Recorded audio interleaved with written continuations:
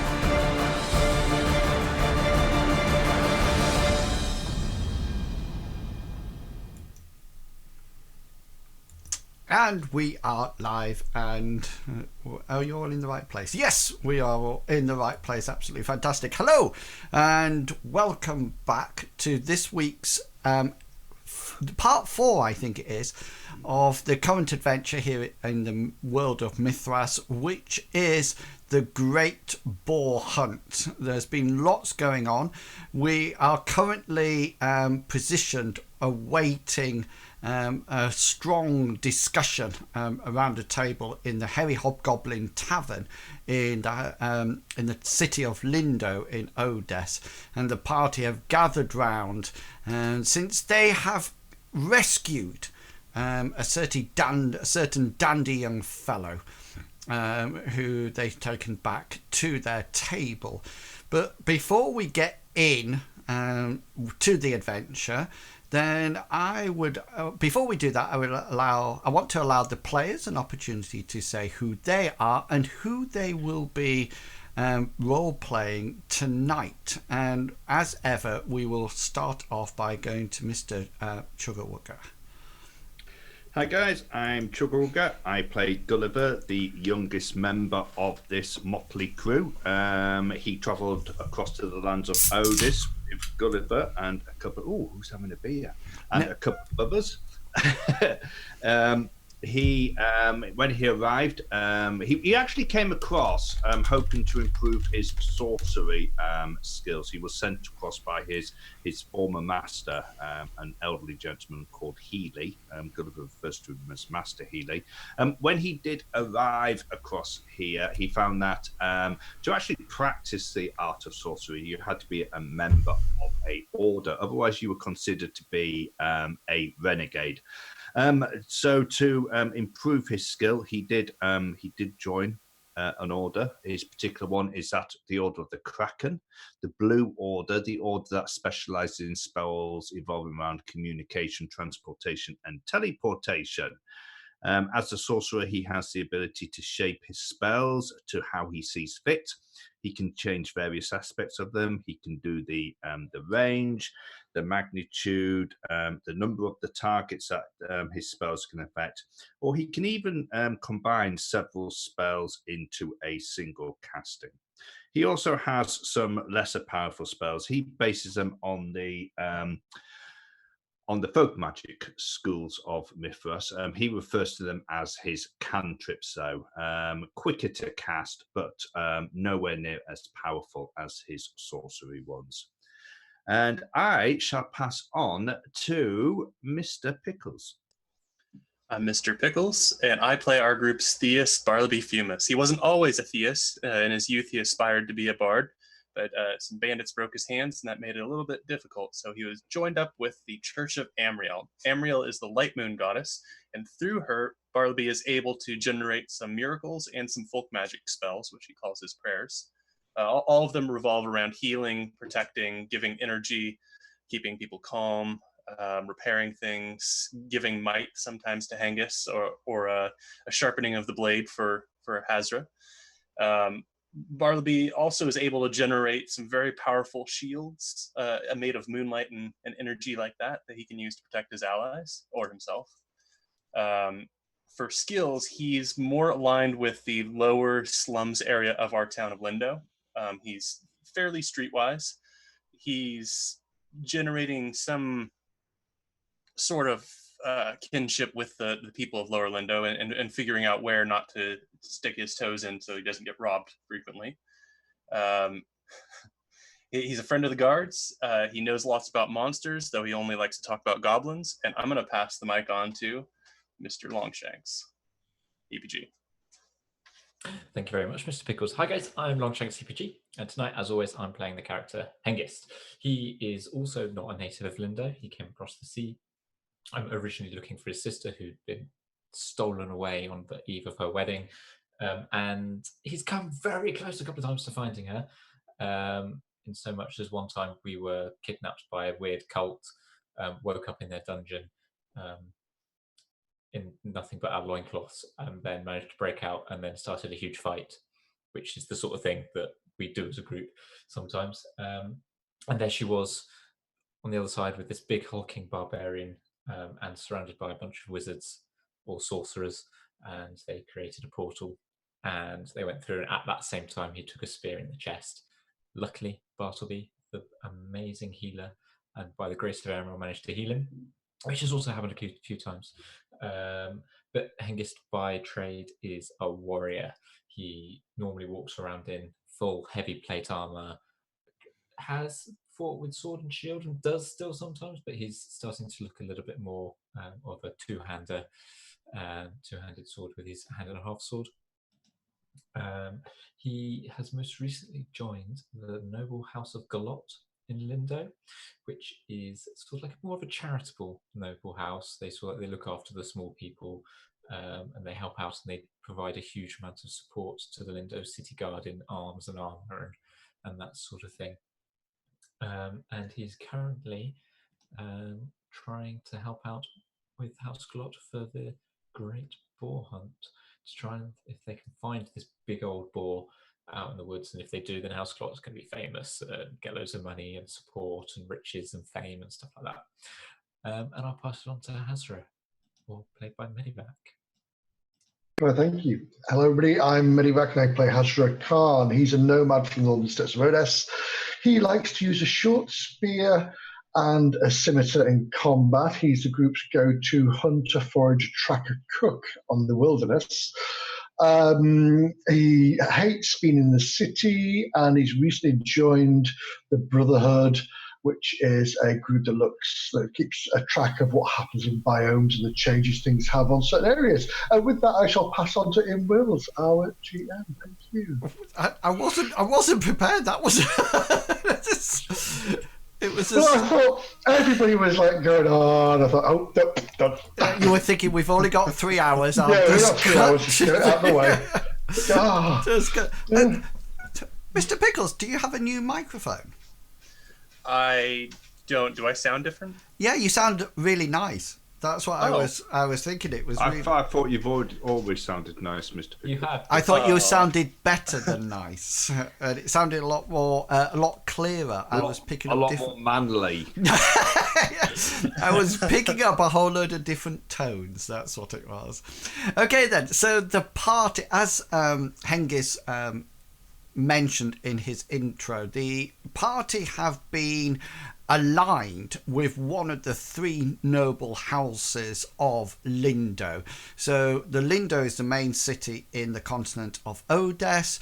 They have, within the city, they have a noble hill, and within that, on that noble hill, the 3 noble houses sort of like fight for not ground, but honor, and they each go every year. All 3 houses go out on a boar hunt, and the idea is that they go out and they track down a boar, and they're trying to find the granddaddy of all boars, called pauses for players. Tusker. Tusker, yeah, Tusker, not to be confused with Tosca, which is a famous opera. Tusker, and they've been trying to get this boar for some time. Hengist met somebody called Reginald, who actually has been killed several times by boars, but has somehow managed to recover from the mortal wounds. And as mentioned, Hengist aligned with the House Galot to sort of like participate in the boar hunt. However, things started to get a little bit interesting. First of all, they got invited to a party, a social gathering, and they were all dressed up in their finery, and they arrived, and several things went on. Gulliver managed to make the acquaintance of a young servant girl, and then Hengist got accosted by Reginald, who is very keen on boar hunting and sort of like very pleased to see Hengist there. Bartleby got conned into representing a group of merchants at his local church council, and Hasra overheard a group of ladies talking rather negatively about the head of the House Galot, who is Aston, Lord Aston, his wife called Lady Harmony-Leigh.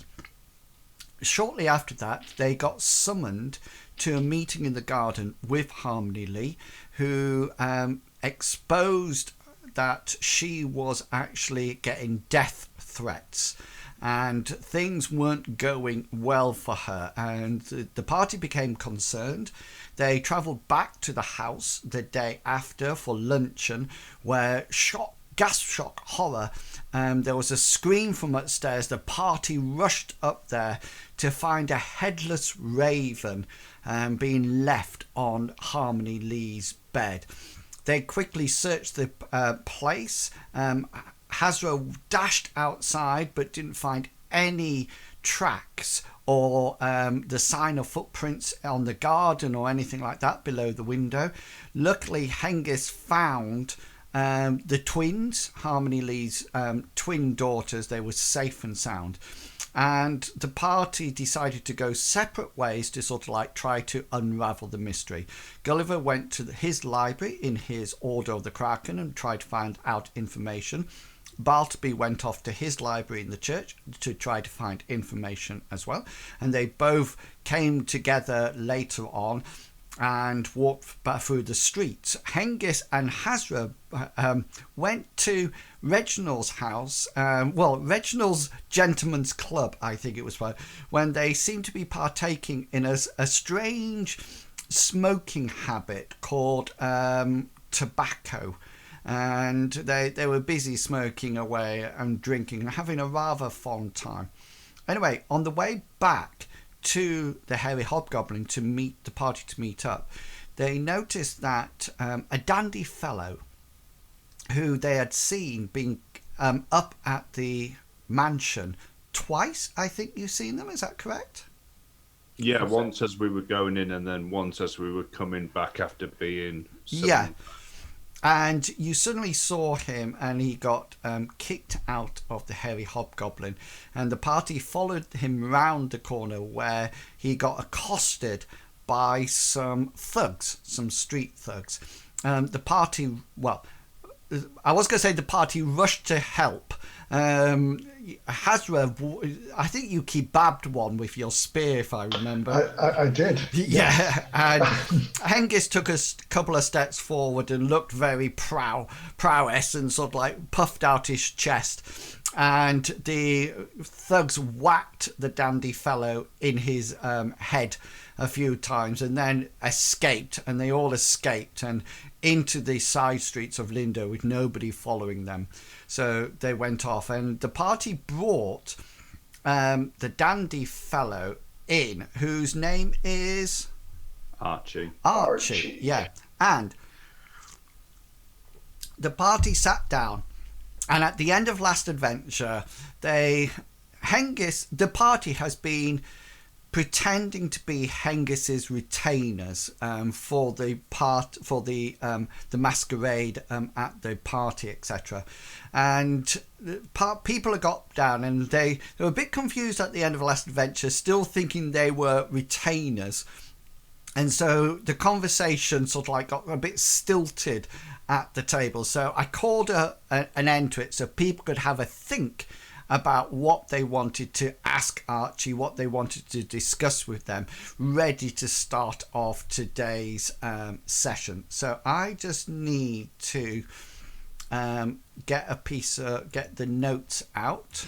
The other thing that's important is that Bartleby actually healed Archie, but he also cured him of his drunkenness. Yes, as well. That is correct. So he is now sober.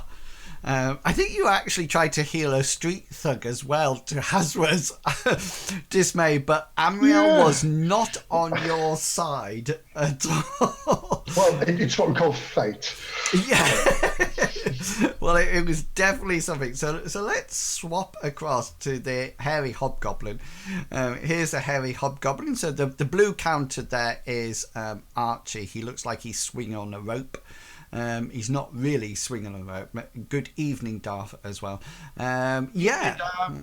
And so we sort of like met Archie, and he's slumped over the table, looking not completely drunk or hung over, but looking more ashamed of himself. He's quite finely dressed, for want of a better word.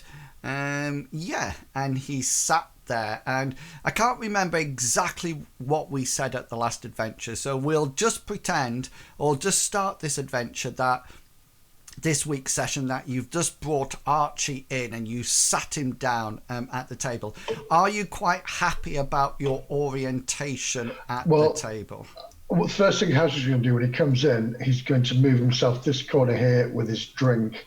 Reason for that is this guy's just been attacked by thugs. He wants to keep an eye on Archie, but he also wants to watch the door as well at the same time while listening to the conversation. That's his primary thing, just to be a pair of eyes watching. Okay then, so just roll a perception roll now, and then that can be used. I can use that for the rest of the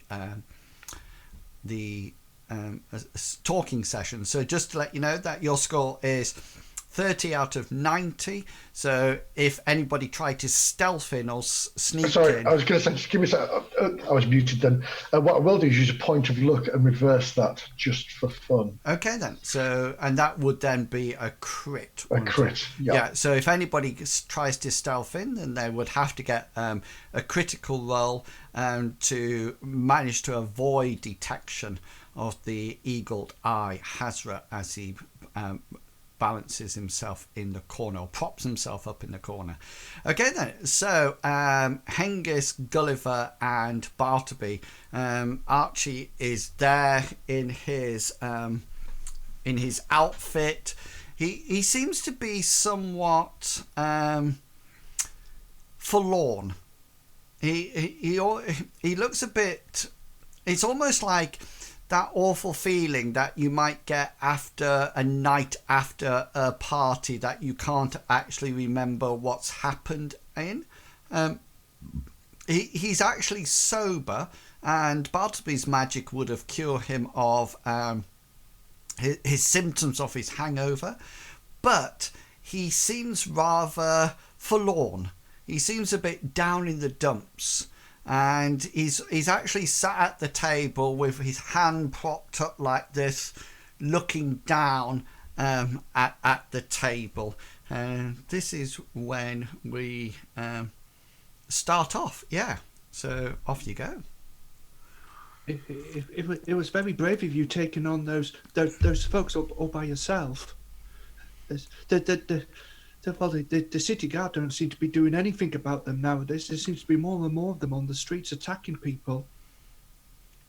He sort of like looks up at the young Gulliver on the opposite side, of the table, and he sort of like looks at you for a moment. Just let me roll a dice, D100 here, and he sort of like looks up at you and sort of like takes you in. It is almost like he's looking you up and down, as if to ascertain who or what you might be. Do you have any outward signs that would give him any idea about who you are? I.e., you're a sorcerer of the Blue Order. He has no, because we're in just our normal gear now. Okay, so, our normal traveling gear. Yeah. So okay then. So he sort of like looks you up and down, and he sort of like lets out an almighty sigh, and he sort of like goes, "I would have had them." It seemed to me that you would have had them. Clearly, I think there was one or two that were going to sneak up on you, and that's why my friend Hengist here stepped in. It must be. Has anybody seen Devil Wears Prada? I just feel that I want to say, I'm hearing this, and I want to hear this. He's not going to do that, though. It must be very tiring, terrifying for you. Perhaps a drink would help settle your nerves. Yeah, and he sort of like looks. On us, of course. For the help. His mood sort of like his eyes look up, and he seems to get a little bit more excited, and then as if he remembers something, his melancholy returns, and he slowly sort of like sinks back down, and he sort of like says, "Oh, I do not think there is any return from this dark, dismal place." Oh, the hairy hobgoblin isn't all that bad. We drink here fairly often. You are too young to know the trauma, the undenying hardships of a person like me. There's no trauma that the Church of Amriel can't fix. Oh, but we're here for you, Archie. There is but one trauma that no deity, no demigod, no church itself can actually fix. Heartbreak? So who was that, Si? He said heartbreak. Who was it? That was me. Yeah. He says, "You are speaking my language. Heartbroken. My heartbroken. With the lack of unrequited love. Not even the gods, the deities, the demigods, the rulers of this land and this cosmos can actually repair my shattered heart." Who shattered your heart? Perhaps there's some fix to this scenario. But fair maiden, a maiden of such air, such grace, whose movement reminds me of swaying wheat in yonder fields, whose voice carries across those breezes like the sweet voice of a singing nightingale, whose eyes are deep reflective pools of pure desire, whose skin is as soft as touch, as the best velvet in the world. Who am I to say what I have lost? She does sound rather nice. She is beyond nice. She is my one and only, my love. But it may not all be lost. Gulliver and Bartleby, you can as well, Hengist, if you wish. Roll me some insight rolls.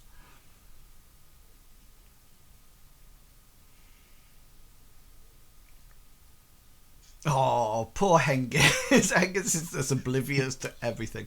And Bartleby and Gulliver, you recognise that he is telling the truth. He's not making this up. It seems to be somewhat lyrical, but he really does seem to be heartbroken.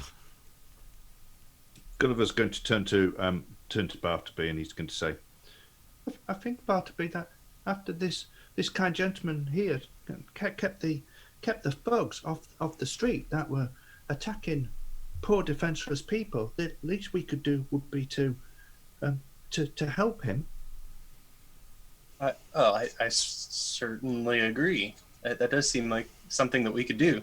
But I know we don't normally talk about Annalyn and his potions. Potions are even, well, I mean, we know that he can make a love potion that will cause anybody to get them to fall in love with them. But you mean the fertility potion?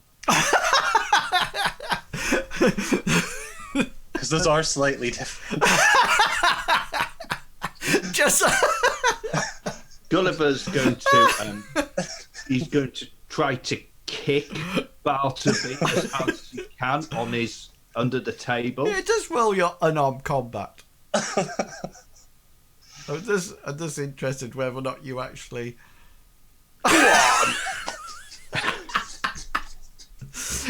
You actually miss Bartleby altogether. You sort of like whack his chair leg. There's Bartleby. You feel the chair leg going as Gulliver kicks go, it. No, Bartleby, the love potion. Right. The Chuggerworker, can you just change your thing to Gulliver, please? It's still coming up as Chuggerworker. I know you had to restart earlier. You mean our set of methods where we help people fall in love?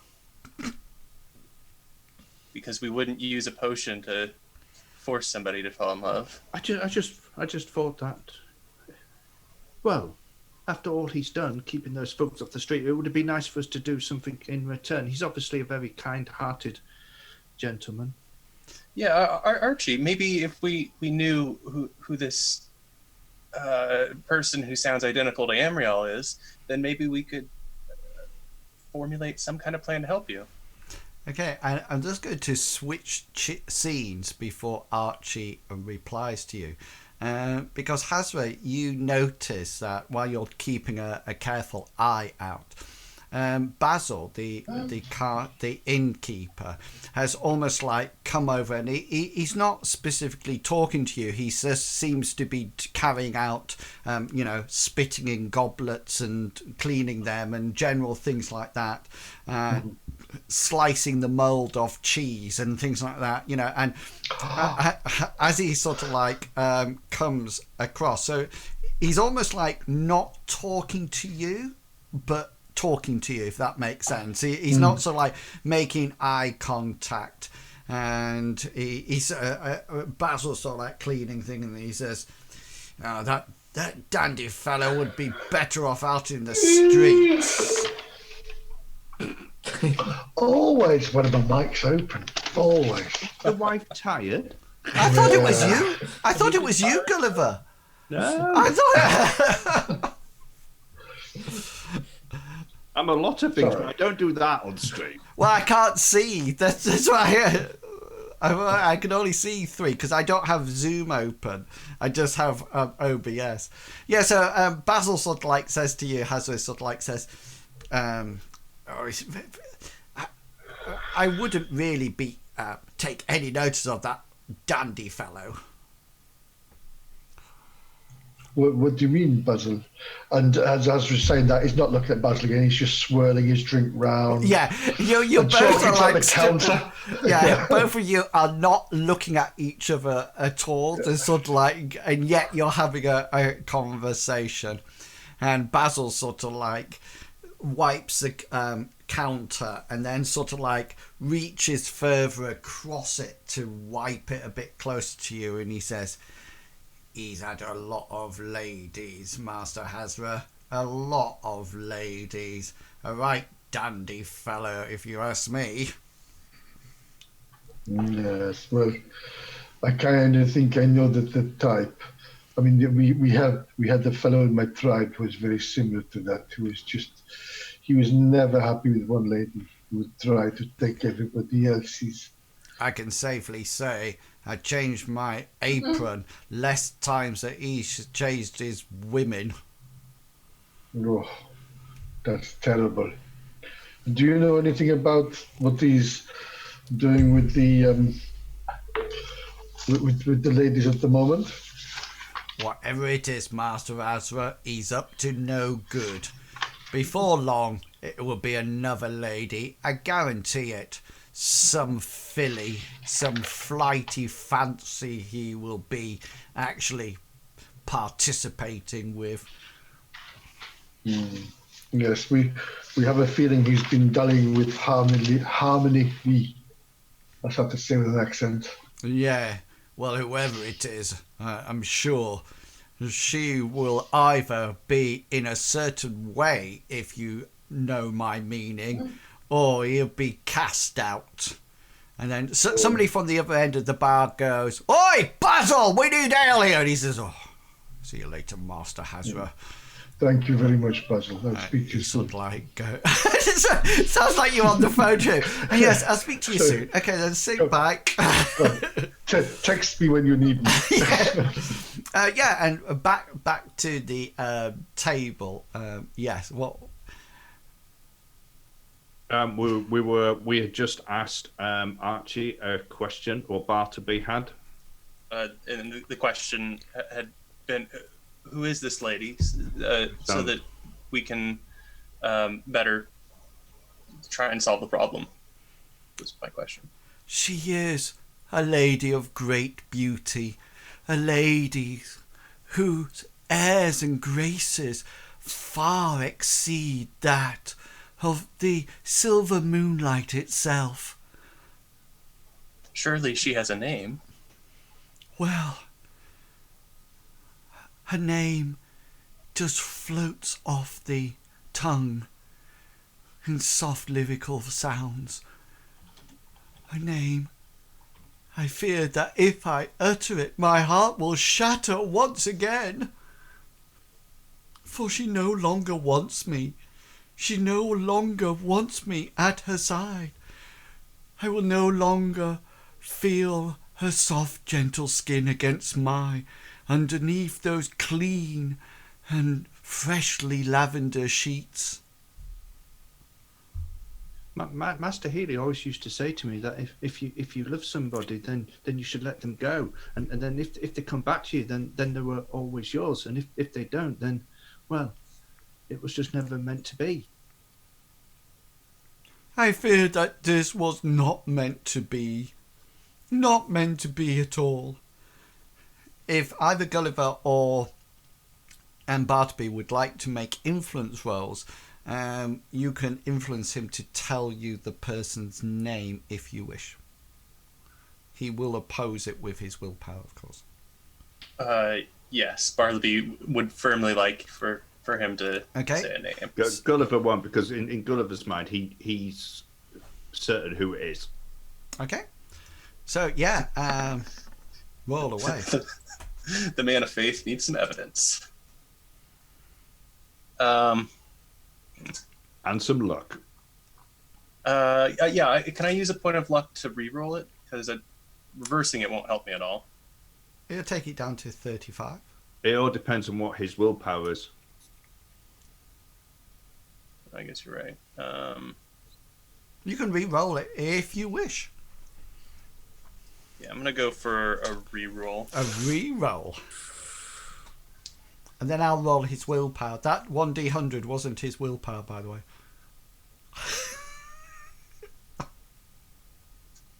Oh, what to do? What to do?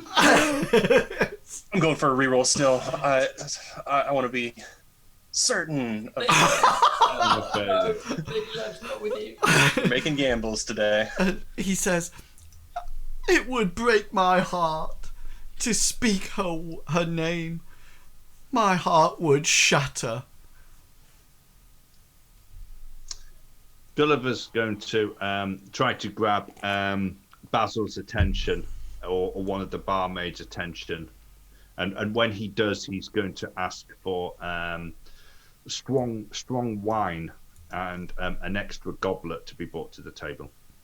Yeah, okay then. So as people move around, just roll for me your influence, because that's double your charisma. So we'll say that that's like how long before you actually gain any attention from the barmaid. Yeah, 21 days. yeah, and you sort of like signal. And with your formidable success there, you sort of like put your hand up and or glance over, and one of the barmaids sort of like catches your eye straight away and sort of like comes bustling towards you, and she sort of like leans forward with her basque on and everything front and centre and says, "What can I do for you, Master Gulliver?" Gulliver doesn't look him in the eyes, and he'll say, a picture of Basil's strongest wine, please, and an extra goblet for our friend here. Hengist, you notice where Gulliver is looking, but you also notice that the barmaid is completely aware where Gulliver is looking, and is almost like front and centering them. Half knowing smirk on his face. And the barmaid says, "Of course, Master Gulliver," and she sort of like reaches forward and sort of like tweaks your cheek a bit. Goes, "Oh, Master Gulliver, I hope you're not going to be drinking. You might actually get all unnecessary."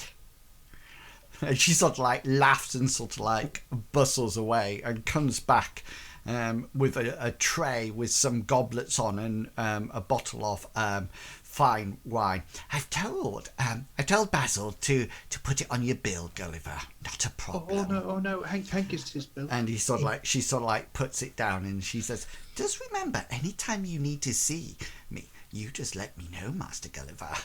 And she sort of like bundles off somewhere else.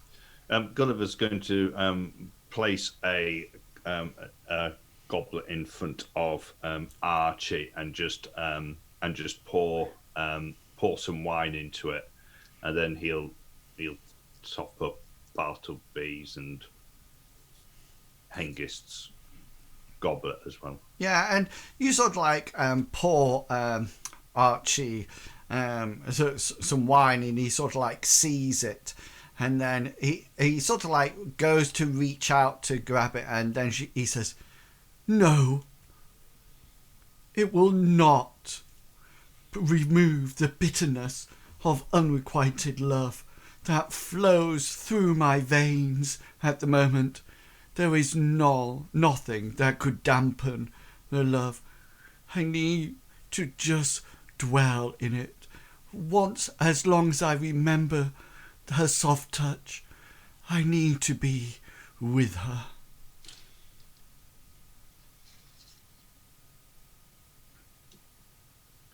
Well, if we can't help you anymore, then I am sorry.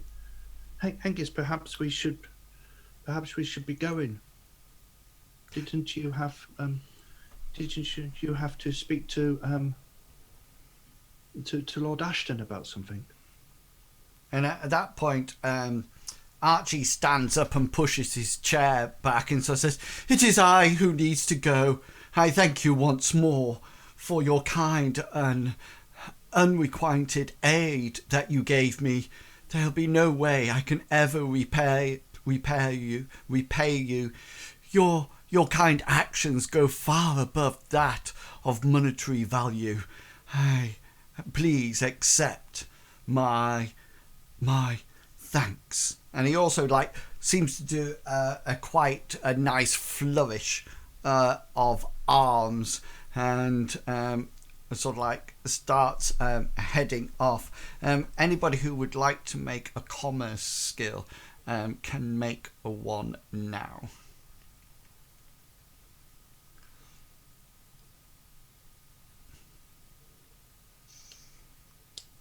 Okay. So, yeah, and you sort of like, are you using luck at all, Bartleby, or not? No, I'm Okay. not And quite he sort of spell. like does a flourish and sort of like makes his way towards the actual door. Would anybody like to do anything before he actually leaves the hairy hobgoblin? Pardon me. Hasra throws his spear at him. No, Yeah. You Through weave the it crowd. past. Yeah. Guided himself. Yes, Bartleby, while he was like doing his flourish and begins to walk away, and having said that he can't repay us and all that, Bartleby will say, "It's okay. I'm sure we'll see you again at House Galot." Yeah, and he seems to just flourish his way out, head down, almost like faking some sobbing, you think, as he sort of like... there's various jeers from the hairy hobgoblin as he makes his way to the door, and... Just right before he gets to the door, I will Chuck your spear. So. Yes, I'll turn to the table and I'll say, "Would you like me to follow him?"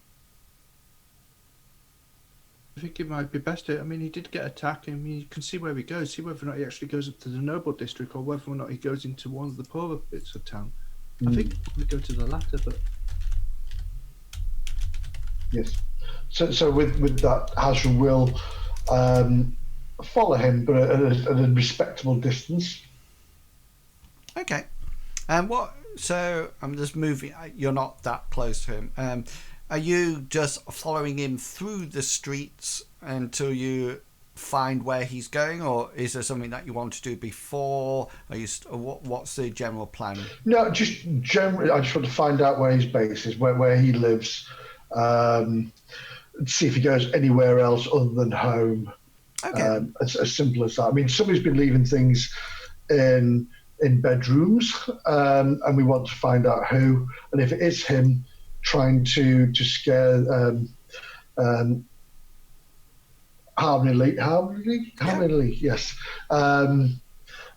Yeah, basically that's it. So I want to find out if it's him. If he's got a room full of dead cats and birds. Okay. So he sort of like heads off into the streets of Lindo, and there's various people around. So roll like a street. Do you have a streetwise skill? No, I don't.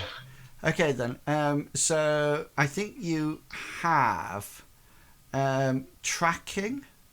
I do have a tracking, yes, but that's wilderness more, isn't it? Yeah. Okay then. So in which case, roll your insight, and because that's almost like intelligence and power. So roll your insight, and let's see whether or not you can follow him through the streets of Lindo. I'll be back in a minute, guys. Let me take you. I'm going to use my Screenshot. Screenshot. That is. Yeah. Oh my goodness. Okay. That's it. One and done. So Tonight I died. So I'll come back to your scene in a second. So Hasra and Archie leave the hairy hobgoblin. Hengist, Gulliver, and Bartleby, what's going to be what are you going to do while you're As soon as Archie's gone, Gulliver's going to turn to Bartleby and he's going to say, what are you thinking, Bartleby?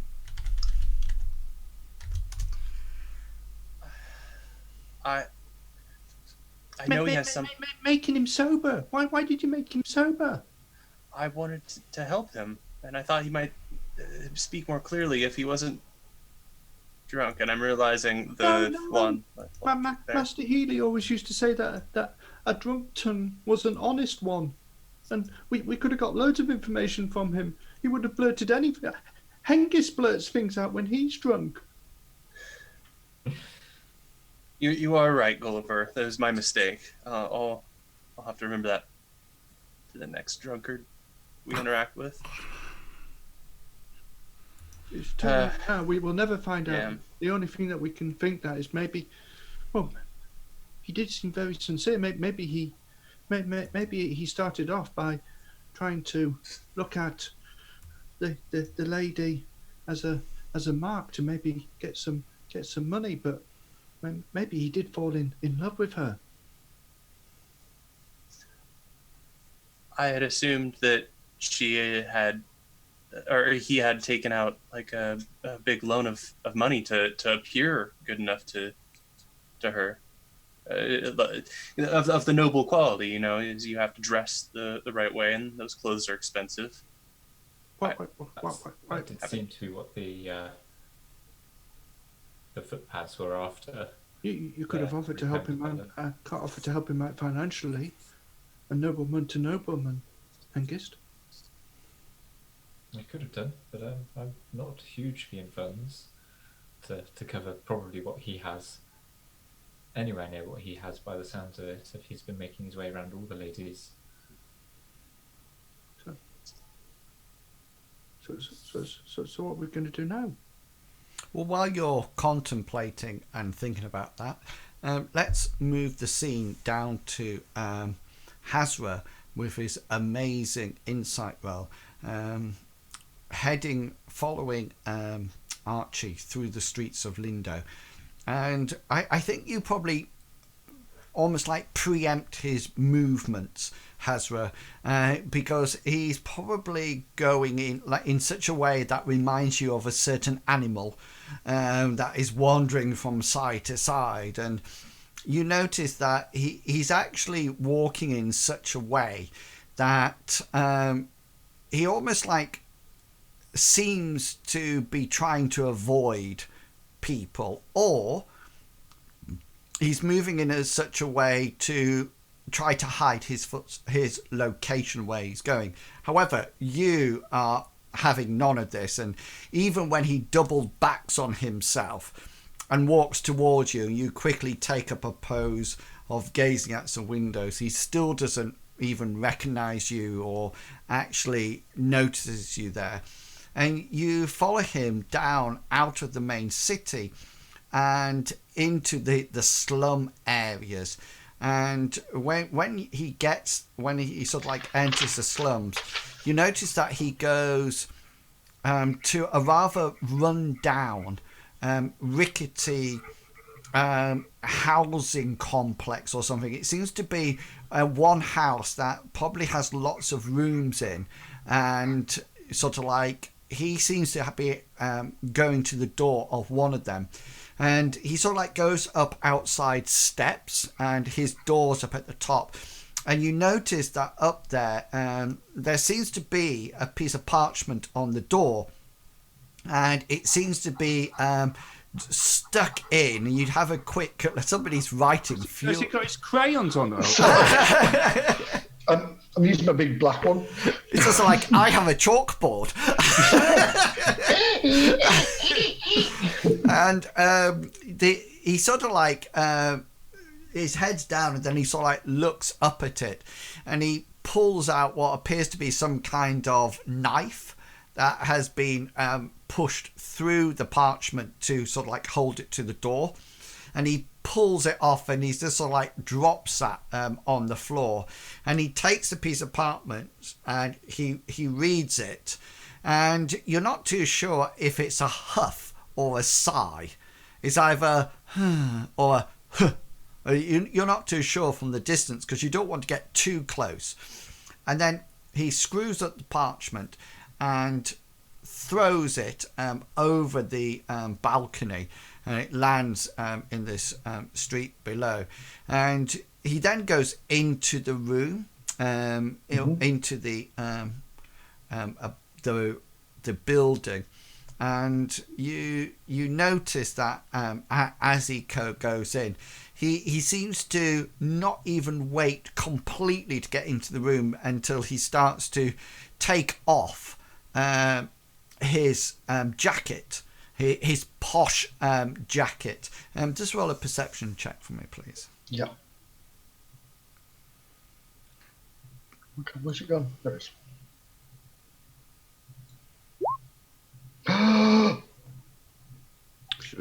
sight again. I know. Clearly, because of the concentration of watching where the piece of papers fell, he missed that little bit.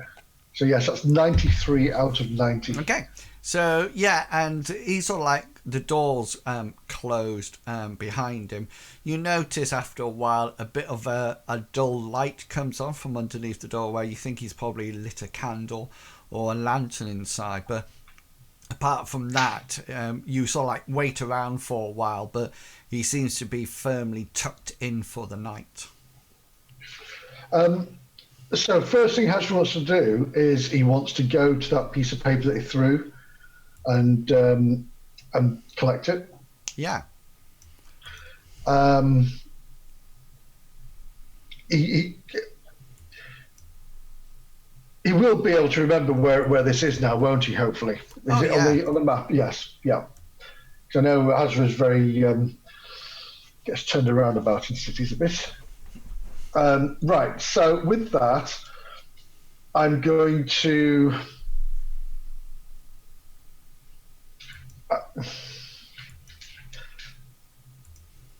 How easy would it be to get up to the door and just have a quick listen to the door before I go back? It would be very easy to do. It's just a set of stairs. Yeah, in that case, I'll do that. I want to go up to his door and just put my ear to it, but being as quiet as I possibly can. So roll your stealth roll in order to not be detected as you go up the stairs. Yeah, and you manage to sort of like avoid a rather broken, rotting-looking step as you go up, and you sort of like see it and move to one side, and you sort of like get up to the doorway. Roll your perception. That's 27, that's 90. Yeah, and you sort of like listen at the door. There's no movement inside.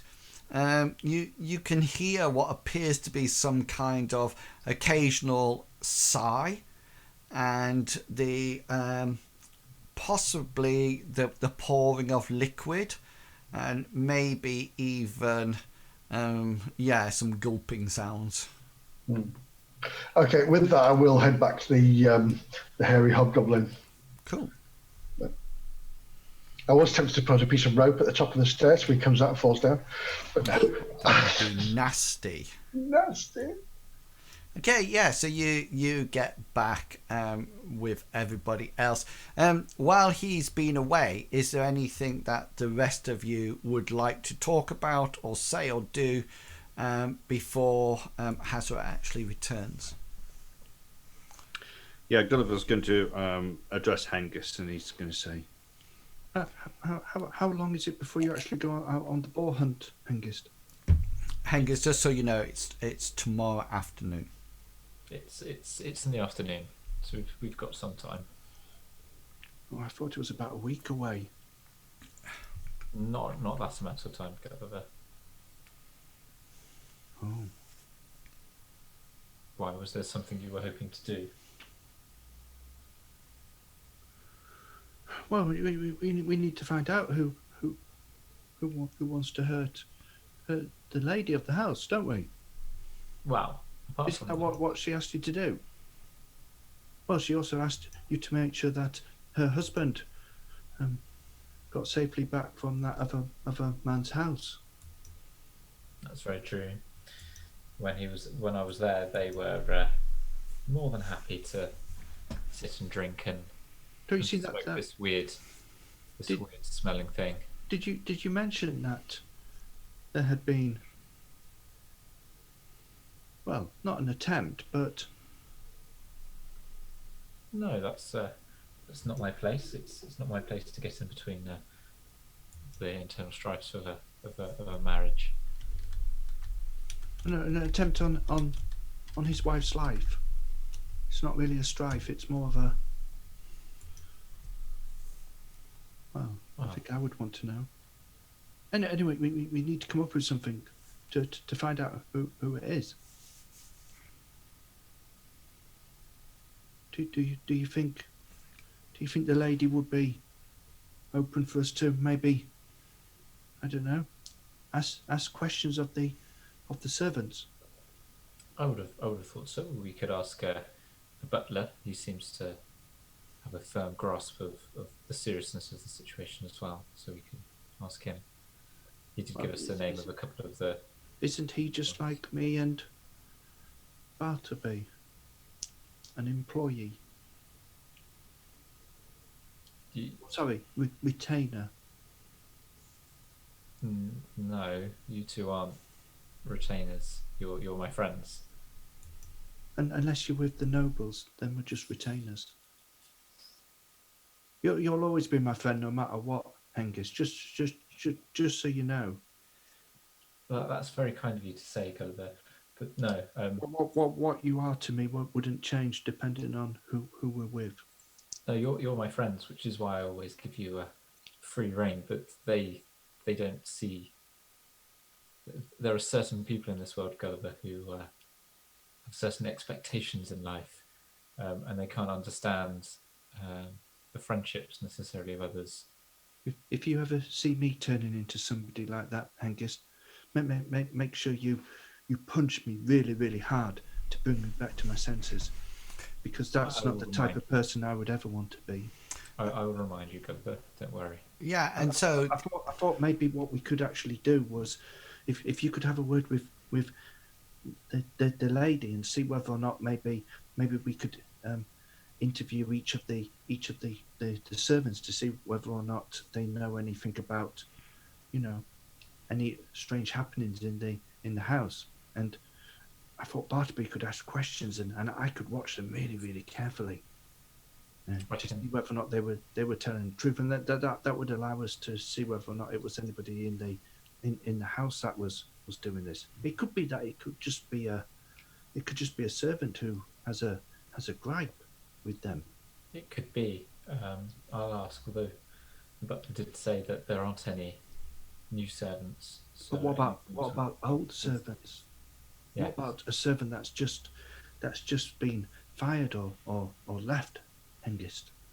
I don't think Archie's a servant, or was a servant in any capacity there. Who was, sorry? Archie. And aren't we all pretty well convinced Archie is the person here? Well, we know definitely he's been.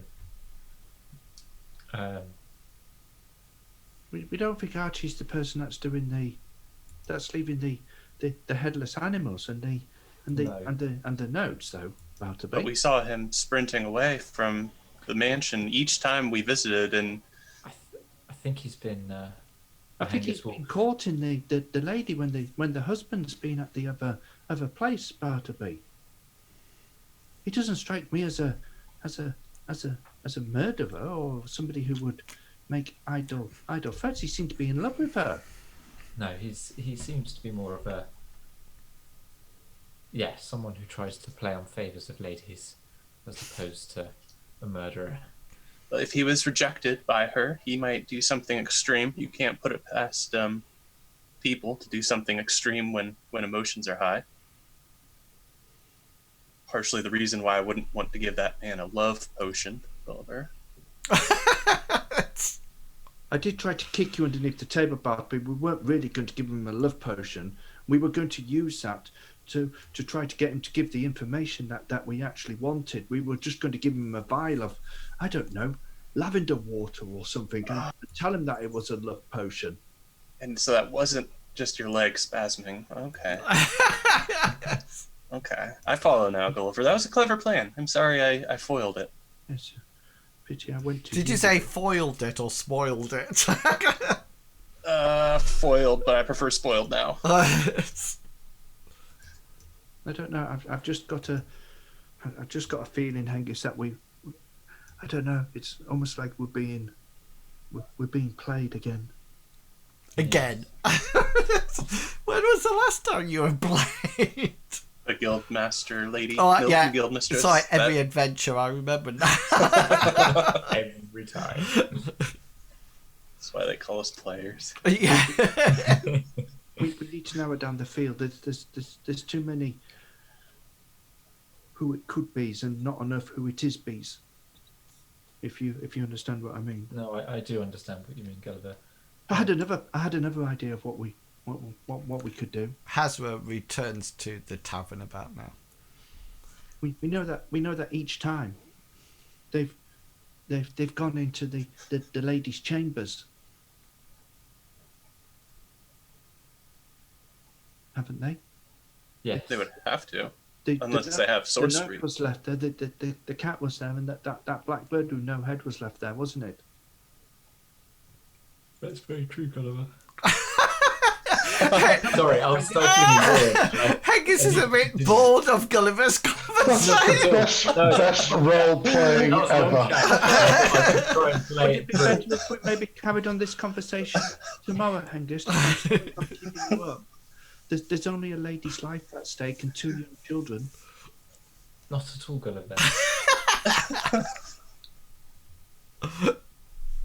Well, every time it's been the same room. That is very true. It's definitely a message to her, but it was, as we say, it's the who and the why that was still missing. Well, do you think you could get them to let me stay at the house? I can ask.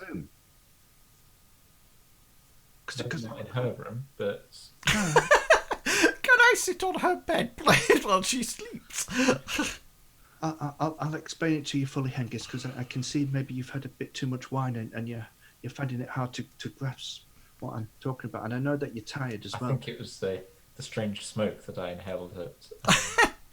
But each time it's been the same room that they've gone into, and you know that I have the power through my sorcery magic to actually set a perimeter that if anybody crosses, I get a tingling feeling that lets me know that somebody's had.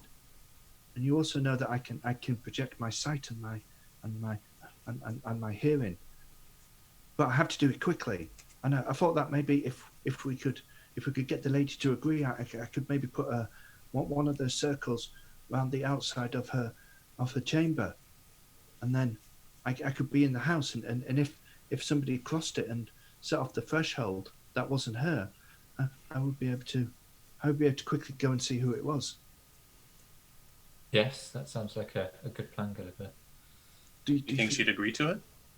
Well, We can but ask. We might have to make other arrangements. no, you can't say we. It has to be you, Hengist. She wouldn't take it from us. We're A good influence roll against her willpower will actually. Well, I say we, Gulliver, because although this is, yes, you're right, to be I talking, but it's our plan, and we're doing this as a group. But you're going to have to do it. You're going to have to do it quickly because the next couple of days you're going away. Well, we can do it first thing in the morning. It's very doubtful that we'll get into the house tonight. Why not tonight? If Lord Aston is... Lord Aston isn't planning to return to the house until this morning. Nice, nice, Hengist. Well done. As Mr. Pickle suddenly thinks, do I know this information or not? I like that. That was good. And it would be unseemly to call on a lady in the house at this sort of time at night. Well, it seems the person that wants her and her children dead seems to be doing it. Well, they're sneaking in. There's a difference between sneaking in, Gulliver, and having to ring the doorbell and ask permission. All right. Well, we'll go back tomorrow. And let's just hope that they don't murder her tonight. Then. Sounds like a plan. Has just been stood at the table patiently listening to the end bit of this conversation. Yeah. And he will say, but isn't the bed they keep leaving the things on her bed? Yes. So they wouldn't leave anything on the bed while she's at night time while she's in the bed, would they? So there is no point going back tonight anyway, because she'll be asleep in the room. Just by thought, every time it's happened is when everybody has been away from the room. Is that not right? I think it is, yes. Yeah. So there's So anyway, I used my stealthy woodland skills to go around this city of yours, and it was. Oh, no, did you get lost? I did almost. No, I was surprised. I was very good. I used the shadows of the wall and the grey bricks seemed to blend in my cover perfectly, and I followed this archy person, who I will say, I'll tell you in a moment, that Basil does not hold in high regard. He says he's been sleeping and seen. He sleeps with more women than he changes his apron, apparently. No, So he's a bit of a. He was welcome here. I think when we got here, Basil was chucking him out, wasn't he? Yes, he does not hold him in high regard. So anyway, I followed him, and lo and behold, he did not go to the rich place on the hill. He went to the slums, the lowly place down there where all your poor people stay. I thought he would. I followed him to. He lives in this.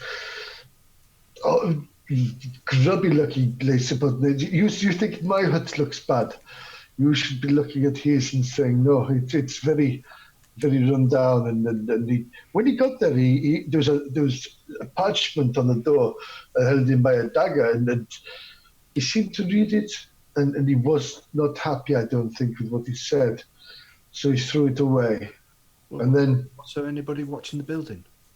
I didn't see anybody, and to be honest, Gulliver, I was watching him rather than, and I didn't even think to look for anybody else. I just thought, well, maybe if the ruffians hadn't managed to get him the first time, they might have followed him. Was he being followed? I did. Sorry. Was he being followed? No, I was following him. So yes, he was. But was anybody else following? I saw nobody. I did not see anybody following him, apart from myself. But yes, I waited around for a while, and I went up to his door and had a listen. He seemed to be doing his having a drink, and he was pretty knocking them back from what I could hear. So anyway, this is a bit of parchment that I found. Would you like to have a look? And he'll take out this ball of parchment that's been screwed up, and he's had it down his belt, his sash, and he'll roll it onto the table. Gulliver will try to open it up and flatten it out so we can see what's written on it. Yeah, and you sort of like there's two things. Yeah, there's no need to literacy rolls are just for either for meaning or understanding at lower levels, but both you and Bartleby can read it. It seems to be some kind of very cheap parchment from what you can tell, and it's definitely been scribed on, not with ink. It looks like a piece of charcoal has been used, and the letters are not very well formed. They're all higgledy-piggledy, and basically it's literally says a few words that both of you look at, and it says, "You owe us money," or "You owe us silver."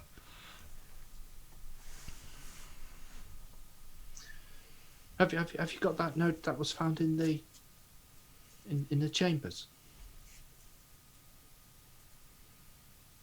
The one that said "die."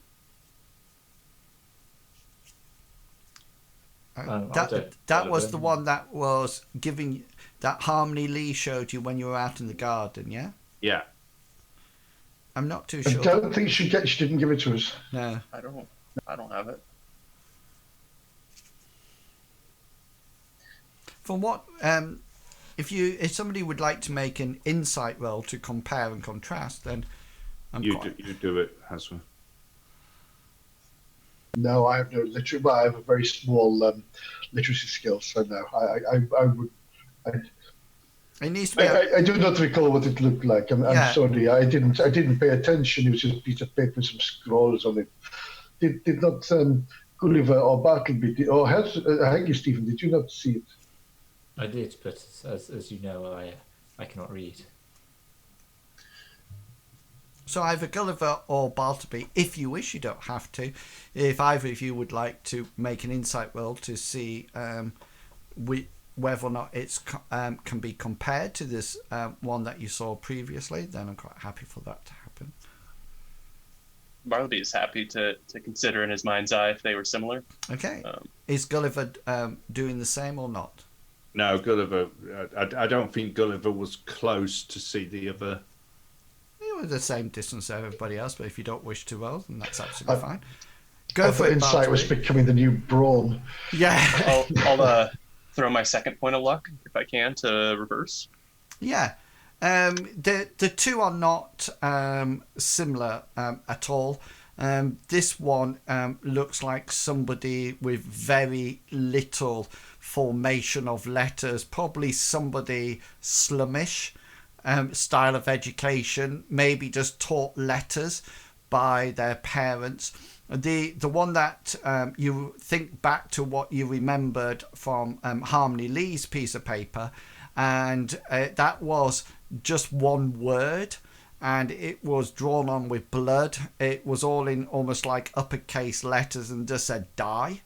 But those were very well formed, totally in contrast to the ones that you're looking at now. You think there's about to be sort of like concludes that there was a different, probably in social status, because one has very little tuition assigned to it.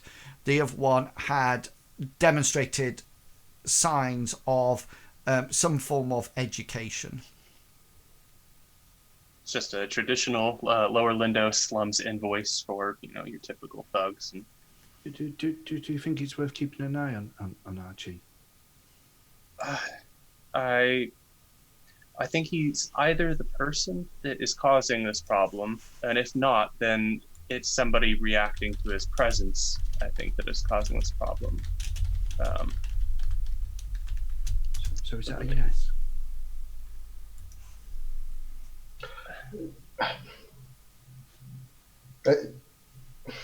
I'm not sure. What do you think, Gulliver? Well, I mean, I do fear for his safety. I mean, if seems that those folks wanted the money from him, or either the money or they were going to beat him up pretty bad, or even kill him. And this note just puts more to my belief from that. Wouldn't he have gotten the note once he dragged himself home after getting beaten up, though? Yes. I'm not with you. Perhaps they placed the note. I don't think you should be having any more of this wine, Bartleby. It's very strong wine. I don't think the people who want money from him have anything to do with the people who want to continue threatening the lady on the hill. Do you not think so? I don't think so, but I don't know so, I suppose. I think if I wanted to hurt somebody, I would go after the person that they loved. Do you think that the thugs of Lower Lindo would climb all the way up the hill, buy more expensive parchment perhaps, and attack a noble of House Galot? That seems improbable to me. Does it really? Now, have you forgotten the extent that Sniffer went to and how he would cheat and lie and do whatever he could to get ahead? True, but he did that to me. I'm just a initiate in the Church of Amariel, and to you, an apprentice in the Order of the Kraken. Hengist, admittedly, is on the Gentry Hill, but only recently joined House of Galot. I just think it would be pretty good if we knew his movements, especially if he was going to go back up to the house again. Because we've seen him there twice before. Yes. I'm just not sure about the people he owes a debt to. I'm not sure. Well, maybe you could kill two birds with one stone, Bartleby. How so? Well, the lady that you took, that snotty girl too. Maybe she knows something. Tiffin to Meg, is it? The tavern owner, yeah. Melissa. Melissa, that's it, yeah. And those two boys, the ones that were always pretending that they were better than each other when they were both really the same. Maybe they could be used to keep an eye on Archie. That is a good idea. That would help when he's down in the slums. I'm just afraid I won't get many answers about anything up on Gentry Hill from Melissa.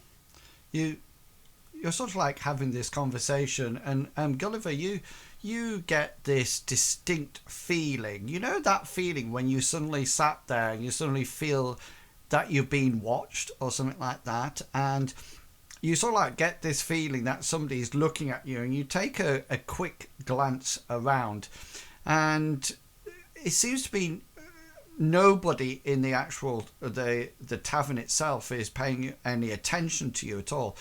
But you then notice that Basil, the owner of the tavern, picks up what appears to be some kind of white linen baggage, as if there's something in it and then it's been tied up at the top. It doesn't look that clean, but it looks quite respectable, and he takes it across to a young lady at the corner of the bar, and some money is exchanged hands, and he hands the parcel to the young girl. And it's only then when you sort of like think you've never seen Basil do that before, and then you suddenly follow the white bag or the cloth bag, and he's giving it to a young girl, and you suddenly recognize this young girl because it is the young servant girl that you saw in your party scene, and also who you saw as you left the Lord Ashton's house. And you see that she sort of like, as you sort of like flick over to her, she immediately looks away, and that's when she takes the bag and exchange some coins. And then Basil sort of like leans forward and says something to her, and she nods, and she picks up the bag. What would you like to do? Gulliver's going to turn to the others at the table, and he's going to say, the girl who's just at the bar with Basil. She was also at the house. She's one of the serving girls of the Ashtons. Right. She was the one that I was telling you about who dropped the who had dropped the clumsy one, you mean? Yes. What's she doing? What's she doing here? What was she doing, Gulliver? I didn't see her. Well, she picked something up from Basil. It was like a white. I've never seen Basil give anything over to somebody before. No, that's very true. He only ever takes, doesn't he? What should she do? What Apart should from- she go in? We should probably follow if you think it's sinister. All of us. Let's just go, Gulliver. You and I.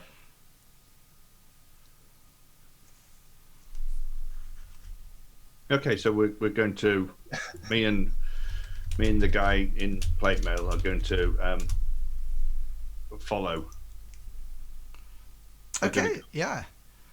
So you sort of like head out of the hairy hobgoblin, both of you, into the streets. Is there anything that Bartleby and Hasra would like to do? If there's nothing, then that's absolutely fine. I just need to know whether or not I'm switching back to a scene or not. You could just have a chin wag and have exactly. Hasra is quite happy to stay here. Is a little bit concerned about we may be getting distracted by this person who's just trying to get money from this lady by the looks of it to pay his debts. But yeah, he'll discuss that with Bartleby while he's there. Yeah, so Bartleby and Hasra are sort of like men of the world, or both sort of like have been around the block for a while, and they're having a really good chin wag over some fine wine. And Hengist and Gulliver, you head off. She noticed me in the tavern, did you say? Well, yeah, she was probably the one who was looking at you, but as you suddenly found her, she did that classic, as soon as you looked at her, she looked away. Okay. As if to say, I'm not looking at you. Okay. You know, so Hengist and Gulliver, you sort of like set off outside, and this girl doesn't seem to be making any attempt to lose you or anything like that. If anything, she's extremely easy to follow. You don't. I mean, once outside the tavern, Gulliver wants to. He'll make sure that she's a bit away from it, but then he wants to. He wants to close the distance to her, and as he does so, as he gets closer, he's going to say, "Hello again. I thought it was you when I saw you in the tavern." Right, so you're actually going up and stopping her then, yeah? Yeah. Okay, so she goes up and she sort of like, is Hengist following Gulliver as well? Yeah, Hengist will follow, but then as soon as he goes to confront, he's not going to sort of like join in that conversation. He'll stop five or so meters behind. Yeah, and you sort of like go up to her, Gulliver, and sort of like say, I saw you at the house or whatever. And the girl sort of like does what appears to be almost like a mock curtsy, as if to sort of like acknowledge you. And she just says, yes, my lord, I am a servant there. What are you doing down here? I was having a drink in the Hairy Hobgoblin. It's a long way from up there. And she sort of like says, well, I've come to visit my mother. Oh, that's nice. Does she live near the Hairy Hobgoblin? She lives not far from here. Are you going back to your mother's now? And she sort of like looks puzzled for a while and says, and she sort of like holds up the white bag and sort of like says, yes, I am taking her food. Oh, well, it's probably best if I accompany you then. There was an attack recently just outside the Hairy Hobgoblin by some ruffians. Yeah, roll your influence to see whether or not you can persuade her to actually go with her. I got a 35 out of 62. And she sort of like, she seems to be uncomfortable about the idea, especially when she sees Hengist there as well. And she sort of like, but she seems as if she's being too polite to say no, as if it's almost as if she knows she doesn't want to, but she knows she shouldn't almost like say no to somebody who's higher up the social ladder than hers. And she sort of like says, yeah, it is not far, good lord, it's not far at all. It will take just a few minutes. And she sort of like sets off. The way she was travelling, she doesn't change direction or anything like that. Okay. So Gulliver will accompany her back, probably engaging in a bit of small talk as they. Yeah, and she answers your questions, but in a very singular manner, very blunt manner. She gives you just the answer. So, you know, it's the sort of thing is if you said, what's your favourite season? She just says, summer. You know, and she doesn't sort of like expand it or say why or anything. And you're literally about 3 minutes further, and you seem to be on a street that is full of commerce. So it's still in Lindo. It's not up on the hill or anything like that, but it's very much commerce. And she sort of like points to a shop entrance over the opposite side of the track, and sort of like says, "Hi, this is where my mother lives." And you sort of like, both you and Hengist look across, and the shop seems almost like out of place. It's a tiny shop, and it's almost like stuck, or it's almost as if somebody's built in an alleyway. There's two very nice sort of like tailor or seamstress shops either side, and then this little single story shop in between it, and it seems to be advertising the manufacture of silk purses and bags and things like that. And she sort of like, do you wish to stay where you are? She's about to cross the road and go to the house, the shop. Yeah, so he'll just cross over with her, and then as she goes in, if that's where she's going into it, he'll just say good night and then turn back and go to Hengist. Okay, yeah. So as you go across, you say good night, and she sort of like nods. Just make a commerce skill for me, please. Yeah, you sort of like have a look in the window of the shop, or to see what's actually on sale, and these seem to be quite high end silk purses and things like that. You have a quick look, and the stitch work on them seems absolutely fantastic. But saying that, there's nobody in the shop, there's no customers round about or anything like that, and it's almost like overshadowed by these two huge tailor shops on either side.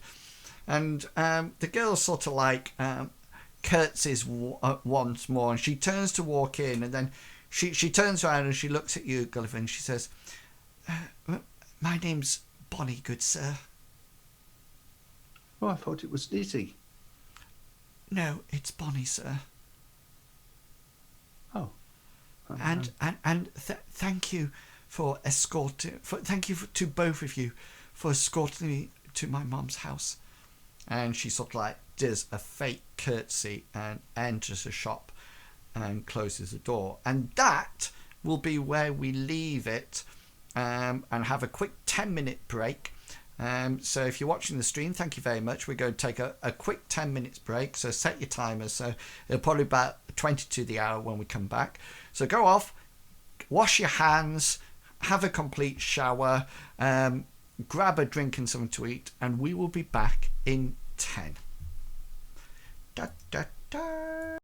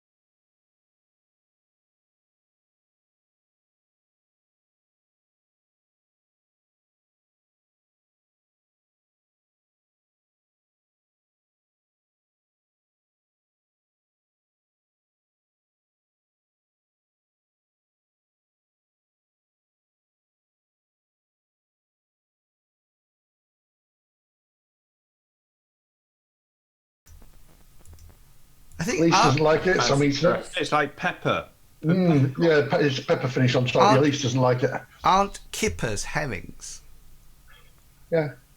Well, mackerels. Oh, it's a mackerel. No. Mackerel's a mackerel. That's what I always thought. Anyway, we are live again. What are you drinking, Longshanks? What's knocker? Cornish knocker. What? I've got old golden hen. That's a good one. This is a really nice local beer. Oh, right. I'm having coffee. Hasra's eating a mackerel. Mr. just taking them out the packet like this. And I'm not sponsored by anybody. Imagine when the worst thing about what you're eating now, Medivac, is when you burp tomorrow and you'll still taste it. You'll just when you burp Like the tomorrow, taste. you will retaste that Cornish knocker. Yeah. Yeah. At least you will hate it, but I don't mind. Darth has wine. Zaz Esquire says Longshanks is my hero.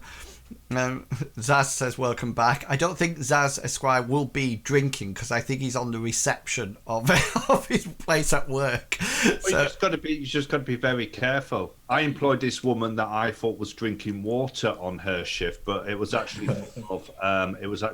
vodka, the water bottle that she was drinking. good grief, people have no class nowadays. No. This is what you need, just a hip flask. You can take it anywhere and it just slops down. It's brilliant. You can't take it onto a nudist beach without them seeing it. Oh, you can. It's just harder to get out. Oh, too much. Right, I am going to move you to the right. We're on Big Map now. So yeah, so at the end of last adventure, at the end of last session, sorry, before the break, Hengist and Gulliver, you had just watched the servant girl go home to this little tiny shop.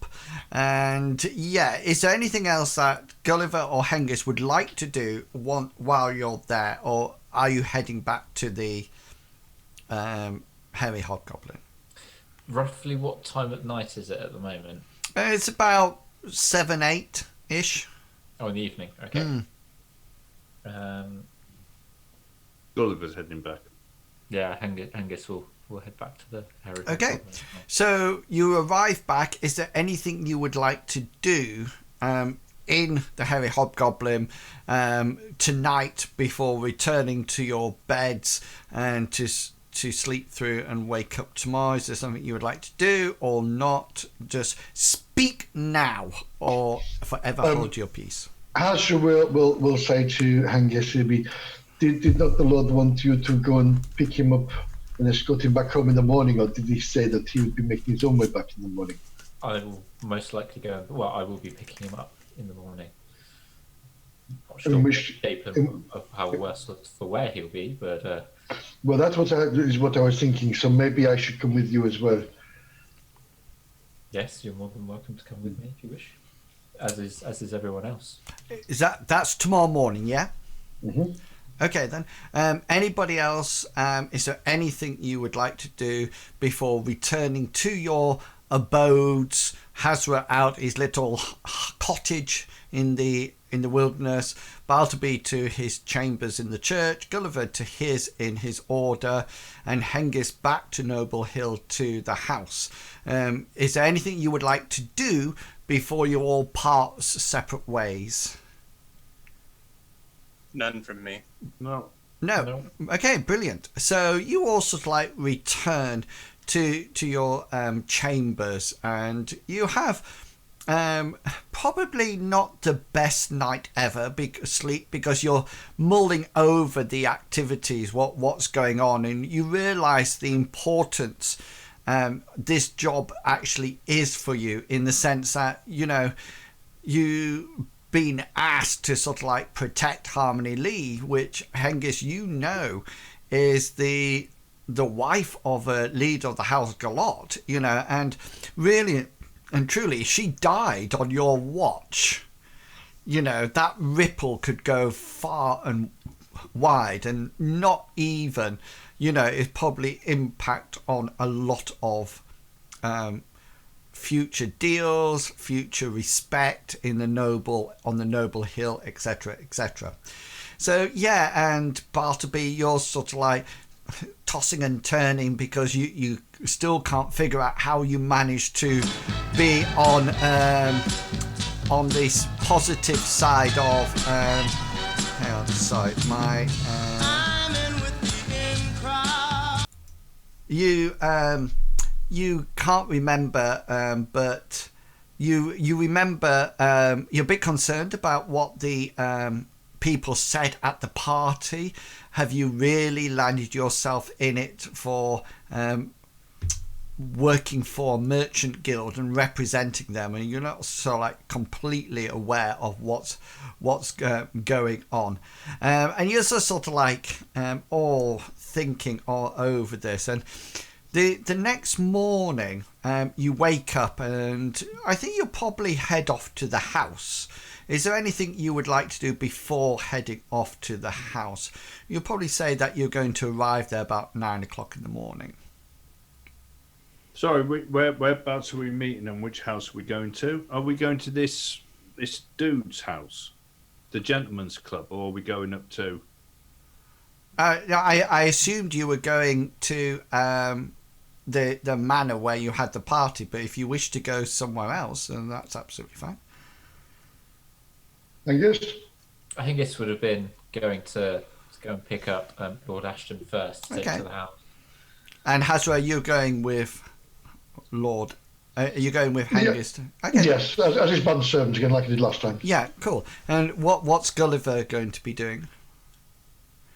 If we've arranged to meet up at the. I'm happy for you to.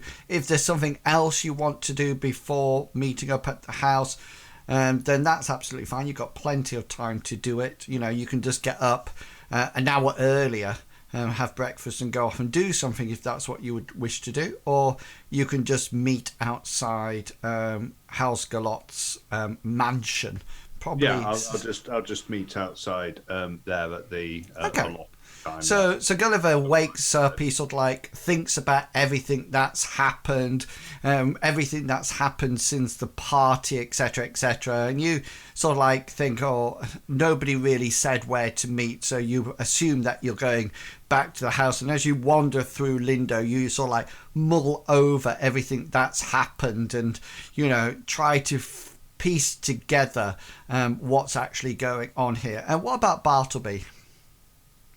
After mulling the problem that kept him up at night, he would want to go and meet up at the gentleman's smokehouse to hopefully lend his abilities if Lord Aston is under the weather on the day of the hunt. Oh, yes. Nice one. Yeah. Such irresponsibility. That'll keep up Bartleby another hour. Yeah. And you, Bartleby, you actually go to, and we'll assume that Hasra and Hengist told you where it was. And you actually, as you get closer to this place and you see Hengist and Hasra walking towards it as well, you notice, or well, you probably smell a very familiar smell, because I think Bartleby had something to do with the tobacco industry. Is that? Bartleby's father was like he went to the farms and brought it into town and sold it that way. He didn't grow it. No, and as you sort of like arrive, you see some crates going in that sort of like has that familiar smell of those tobaccos, and you can see some of the leaves are being, you know, crated up, already dried, ready to be rolled, and sort of like going into the club just as Hengist and Hasra meet you, and it has that nice familiar smell. That does it remind you of happier times or what? I would say no. Bartleby left to become a wonderful bard that pleased everybody and made plenty of money for a reason. Right, and this sort of like this smell brings back almost like discarded memories, the memories that you sort of like subdued and, you know, pushed to the back of your mind, and just this fresh smell of this tobacco sort of like brings everything it brings those unfond memories back into your mind as you walk up, and you then meet up Hasra and Hengist, and you sort of like meet outside. What would you like to do at this point? So upon arrival, and after greeting Bartleby, Hengist will sort of say, well, we might as well go in and see what damage has been done and what state they're in. And Hengist will walk towards the door. And then Hasra will move forward and open it for him. Yeah, so Hasra sort of like moves in front of Hengist, or like turns or lifts the latch, and the door seems to be locked. There seems to, you can't hear anything from inside, and the place looks dark. It's about 9 o'clock. The shutters are still up at the windows, and the whole place seems to be still maybe sleeping, or you're not too sure. The door it doesn't seem to. Oh, sorry. Yes, the door seems to be locked. Hengist. So, well, I suppose they could have locked up before. Well, yes. Let's see if there's a. Where are these delivery people going? Are they taking them in? Yeah, so you sort of like see then they seem to be going round the back to what's obviously a tradesman entrance. Probably not fitting for a noble such as yourself, Hengist, to sort of like enter. It would probably give a lot of talk, and you probably don't want people to be saying that you entered the club in the tradesman's entrance. That's very true. Hengist will turn to Hasra and Bartleby and say, perhaps one of you two wouldn't mind sort of checking around the back and seeing if you can open it from the inside, if you would be happy to, with a certain pretense to maintain. Yes, well, we can both go. Then if there's any problems, and I can help the Bartleby out. What do you feel about that, Bartleby? You are wonderful with your voice. You can talk your way into anything. Yes, but it seems like this establishment is closed. There's no chance that Lord Ashton's actually home right now. I mean, the possibility that he's set to meet him here in the morning. They may have fallen asleep in the back. I mean, these things happen when we have the pipe in our yurts. These things do happen sometimes. So let us go check. And he is good friends with the proprietor, so you may have just let him stay the night. I don't want the guards to be called on us because we're breaking into a. There seems to be a steady flow of people round to the tradesman's entrance. You don't think you can probably break in at all. It's more of this, almost like convincing your way or trying to get in. It looks like it wouldn't be seen as breaking an entry. You're not actually going to break anything to get in, unless you want to. Of course, you can throw something through a window if that would appease your entrance. I think that's why Bartleby is going to go along, so that Hasra doesn't break anything. Okay. Let's go see what we can solve, Hasra. Yeah, and you sort of like do go round, you head round the back, and there's various trades people. The back door opens into what appears to be like a kitchen area. The fire is well stoked, and there's really a fresh smell of things like bacon and toast and things like that that's wafted in. There's a multitude of kitchen staff making sure that things are cooking, and you notice in the middle long table there seems to be numerous trays set out that seem to have almost like china cups on and things like that, and little wicker, almost like what we would think as toast racks on it. And it seems that the people are sort of like preparing these trays for them to go somewhere, and you make your way through the kitchen, and you don't look like servants or something like that, and and probably Bartleby has a certain air and grace about him as he goes in. Hasra, you get a little bit more of a funny look, but they seem to be respectful, especially if you've got your spear with you. And you sort of like goes through and you make your way through the kitchen, and the downstairs room, Hasra, that you saw beforehand is completely empty.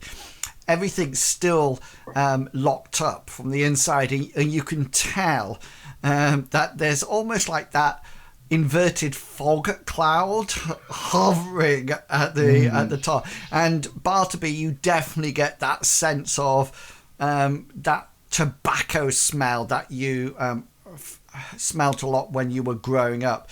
And you notice that the servants are starting to carry these trays up to the room, and you sort of like, somebody sort of like says, "Excuse me," like that, and comes through, and you look up the stairs, and you suddenly notice Reginald walking past the top of the stairs. He's quite the way up. He seems to have what appears to be like a white nightshirt on, and he's sort of like scratching his butt as he sort of like comes out. He looks a little bit worse for wear, and you can sort of like see up, and he seems to be. As soon as he goes past, we notice him. I will nudge Bartleby and point and you is with blood. That's the last thing. Yeah. Go for it. Bartleby will take a step out to kind of get a better view of this lord and consider his next actions. Yeah, and Reginald looks down and sort of like sees you, and sees you both stood there, and obviously he recognises you, Hasra, and he says, "Oh, have you come to pick up Aston?" Yes, as he goes, yes, my lord. scratch. Well, I'm sure he will be up shortly. I will have a seat down, and he's sort of like downstairs, and he's sort of my like, lord, would it be possible to let my lord in? He is locked outside. "Oh yes, bring in what's his name, Penguist. Bring in Penguist, yeah. Lord Hengist, Penguist can come in," and he sort of like stops a young servant girl and says, "Girl, bring them food and hot coffee, etc. Yes, tell Penguist that we'll be down shortly." And he sort of like pads off in his bare feet to a room, and you can make your way into the smoke room and unlock the front door, and you open it up, and Penguist is just sort of like stood there. Penguist. I was just going to whisper. Sorry, Bartleby. Yep. Sorry, Bartleby. That's what the rotund lord said. Oh, Reginald. Mr. Penguist. Yes, I'll have to mention that to him. But I see you managed to get in. Yes, being like a servant is very much like following a chieftain around. It's very, very easy, isn't it? You just make them feel better than they really are. Yes, that's you sort of like go into the room, and you notice now that there seems to be some kind of foot servants or butlers sort of like opening the shutters, and it gives you the first sight of the smoke room in the morning, and you notice, Hengist and Hasra, that it's changed a bit. There's the odd chair knocked over, there's various bits of tobacco and pipes and some other innocuous smells that you probably remember from your trance-like upbringing, Hasra. But Bartleby, this is, you just smell the tobacco and all the memories that stirs. And the footmen are sort of like opening the shutters, and two servant girls bring in 2 trays laden with toast and bacon and hot drinks, etc. And one of the footmen sort of like rights a table and sort of like goes with what appears to be a handkerchief and sort of like wipes it down and sort of like moves some chairs around, and the servant girls go and pop it on, and you sit down and start tucking into this rather nice food. This is not cheapo stuff. I mean, the bacon has just enough fat on it just to make it almost like caramelize, become a bit brown at the edges, but not burnt. And the bread, you think, has probably been made fresh this morning, and everything is just perfect. And you both sort of like, you all nod at each other as you enjoy the feast. And just as you get in, Oliver isn't here, he would be. Yeah. There's nobody mentioning to Oliver about the cheese. As Esquire in the chat has said, the bacon comes from a real pig. Yeah, definitely. Probably butchered just that morning. And it's not the streaky sort, it's the back bacon, that is absolutely lovely. And before you're just sort of like going in for your second helping of toast and bacon, and you notice that Lord Aston and Reginald come back down into the room. Reginald's still in his white night dress, padding away on bare feet, but Aston is dressed. He seems to be wearing the same clothes as he wore last night, and they're a bit ruffled and not so pressly ironed. And Bartleby, you notice, just roll your healing skill for me. Yeah, you notice that he's probably hungover, but there's something else about him that sort of like tracks your attention. And as he comes over, you suddenly realize what it is. His pupils are massive, absolutely massive, and he keeps sort of like blinking against the light. And he sort of like looks at you, Hengist, and says, "Oh, Hengist, it's so good to see you. Oh, my head. Yes, I think I must have fallen last night." And it must have been a good night then. And Reginald sort of goes, "Oh, you definitely did, Ashton," and sort of like whacks him on his back, and he's like, yes, thank you, Reginald, my dear sir. Oh, yes, something's not quite right here. Have you had anything to eat, my Lord Ashton? I will eat once we get back to the mansion. I think, even though the food, as I can see you tucking into, I am quite shocked, Hengist, that you allow your retainers to actually eat at the same table as you. We need to have a work about forming effective relationships between retainers and, the more noble of us. And he turns around to Reginald and said, "Reggie, fine night, really good, really enjoyed it." And Reginald started, "Oh, do come back after the hunt, and then we can spend the night celebrating. Go, House Galot." That's all I can say. "Oh, yes, dear Reginald, maybe just turn the volume down just slightly." And Reginald goes, "Ah, ha, ha," and slaps Ashton on the back again, and he sort of like stumbles forward slightly, and he sort of like looks at you, Hengist, and says, "I think it's time. Could you and your retainers escort me home?" More than happily, Lord. And Reginald shouts out and says, "Look after him, Penguish, will you? Look after him, he's a bit tender." And sort of like laughs again, and Ashton sort of like looks puzzled at you and sort of says, "I always thought your name was Hengist. Have I been saying but if Penguis is your name, I'm quite happy to call you that." My name is Hengist. It's Lord Aston. It's Lord Aston. What a surprise! Ashton. Mine is Lord Aston as well. Lord Aston. It's a thing that Reginald has, I think, perhaps misheard. I'll correct him. Oh yes, quiet moment. I know what he's like, and he's sort of like. You start to escort him back to the mansion, and he seems every now and then he has to stop. And you do think he might be about to puke at times, but he sort of like holds it in, and then he sort of says, "Forward, let's get." Yes, of course. Let's get home.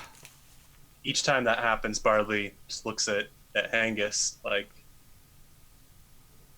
Angus should I hold my tongue or not? Sort of, maybe after the second or third time that Lord Ashton does that, Hengist will just sort of, standing next to Lord Ashton whilst he's sort of like dry heaving, Hengist will turn to Bartleby and just give a slight nod and say, yes, of course, Bartleby. I think it might be an idea to mention it.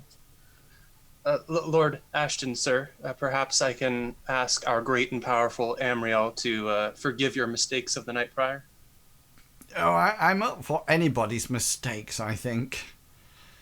Do as you wish. I'll reluctantly put my hand on his shoulder or something. He goes, oh my God, what is... And then I begin to pray. Would I be able to take minutes, or would you like me to throw you a luck point? It's completely up to you. If you're going to take minutes, you have no idea whether or not Lord Ashton will just sort of like say, I'm sorry, you're not touching my shoulder for a whole minute. Or so you'll probably, if you wish to reverse it, I think a minute's quite a long time for a retainer to have his hand. Someone else's retainer at that. Yes. Yeah, I'm not going to take that gamble. I'm going to spend my last luck points of this session on reversing it. Okay, and yes, so Amriel's magic flows through Ashton, and Ashton's mood almost like changes as he suddenly feels the nausea leave him, and his head clears and the headache goes, and he sort of like looks at you, Bartleby, and then looks at you, Hengist, and says, Hengist, my man, I need to get one of those. And so like yes, points at the man of unique talents. Yes. Who would have thought a touch on the shoulder would have cured me of all that? I think it was a little bit more than a touch on the shoulder. It was, as Bartleby would say. I assure you, he just touched my shoulder, Hengist. Praise be to Amriel, as Bartleby gets back in line. And you sort of like continue up, probably at a more brisk pace. And you sort of like... Just so you know, sorry, as we are walking, I am watching out for any untoward. I'm just making sure people keep the distance from Lord Ashton. Yeah, okay then. So, Lord Ashton, ding ding. Yeah, so by all means, Hasra, for Prince Ali.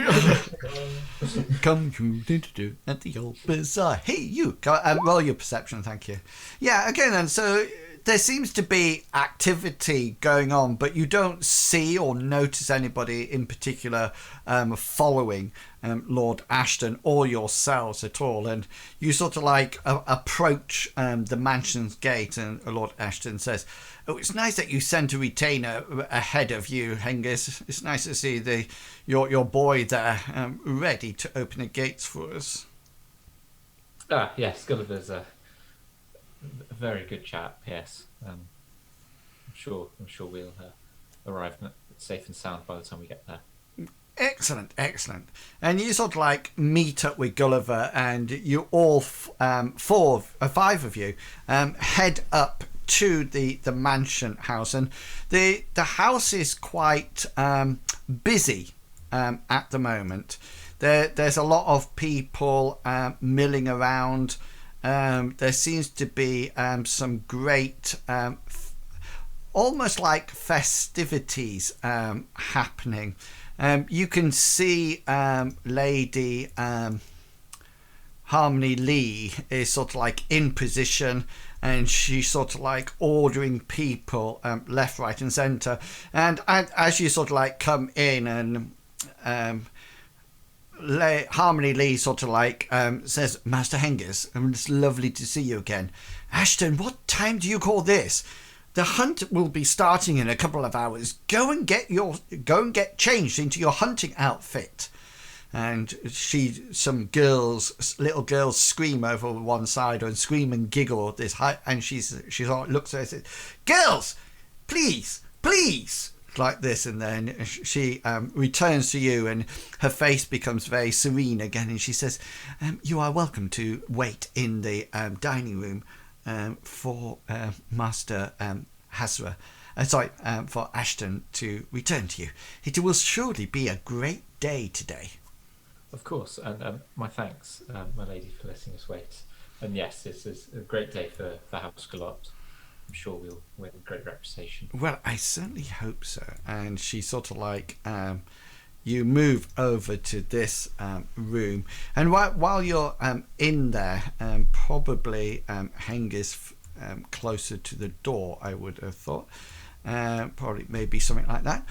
And while you're in there, Perry the butler comes in and says, "Right, sir, the arrangements, Lord Hengist, have been determined.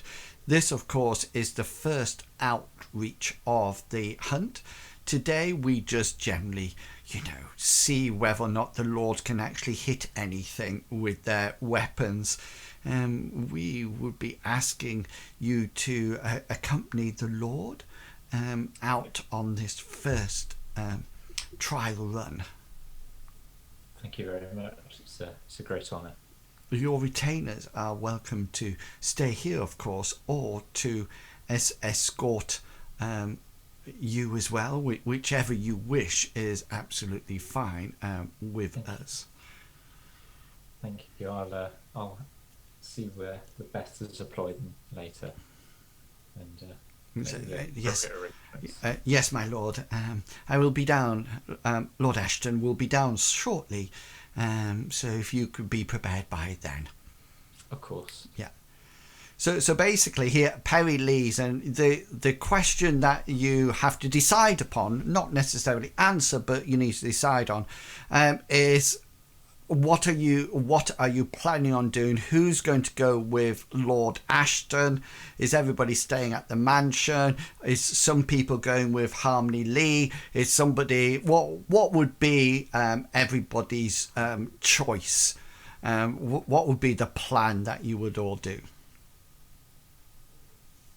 I'm sorry. No, you can go. Go on. Sure. Well, mine's quite straightforward. I'd be going with Hengist as his tracker, and yeah. Okay then. And Hengist, I assume you will be going with Hengist, as Hengist has been invited to keep an eye on Lord Aston during the first part of the hunt. That's what Hengist will be doing. Cool. Hengist would sort of like say to Hasra, "I'm more than happy to have you, but I am somewhat concerned that if there is a martial plot against House Galot, that Bartleby and Gulliver are not the most combatty people. They may struggle. I mean, it is up to you if you wish to accompany me." Whichever you think is best, really, because it is your choice. You are my lord at this moment, so I will stay behind in which case. If it's just an outing for you lords to... I think by the sounds of it, it's more... I very much doubt most of them will be able to stand up, put it that way. If anything, to go by Lord Ashton's state first thing this morning. Okay, if you think that is best, then I will stay behind. Okay. I think we need to make sure that we keep an eye on Lady Harmony and the children. But please let her know that we are here doing this. Yes. I will, of course. Did you make arrangements for us to maybe have a word with the servants of the house? I'll be doing that in a moment when I have a chance to speak to Lady Harmony and Lord Aston. And if you could arrange for me and Bartleby to have a room here, and maybe to have access to the ladies' chambers just one time, on the pretense of us maybe checking something over that we might have missed before, that would allow me to actually do my alarm spell. Yes, of course. I believe that some arrangements have been made that whilst you're here, you'll be able to wander around the house. But I'll confirm it with Perry and Lady Ashton. Do you know what her movements are going to be when you are away? I do not at the moment, no. That might be useful to know as well. So, so what you can quite easily, Hengist, get that from Perry. Obviously, the forest is no place for ladies or twins. So normally on this first accompaniment, the ladies of the house stay in the manor when the men go out. Like you've previously mentioned, it's probably more of a trial. You're not even sure. It might be a real creature that they kill. It might even be sort of like a boar on wheels that is pushed in, and each of the lords sort of like have a stab at it. You don't think it's the real deal today. It's more of a warm up. Yes, exactly. Making sure your weapon's sharp and your eyes in target type thing. Yeah. So what do you want, Gulliver, from the house side? Well, ideally, I want permission for Bartleby and Gulliver to be able to interview or to ask some questions of the servants, but rather than just sort of like going round one-on-one and asking them on their terms, maybe whether or not we could have it so that each one of them had to come to a room at a certain point just to answer some questions. Okay, so Hengist, you suggest this, and Perry looks rather anxious about it all, because he sort of like says, we are preparing for the celebratory meal for when the Lord comes back. Yes, your retainers can stay in this room, and I will get the cook to send people as they are free.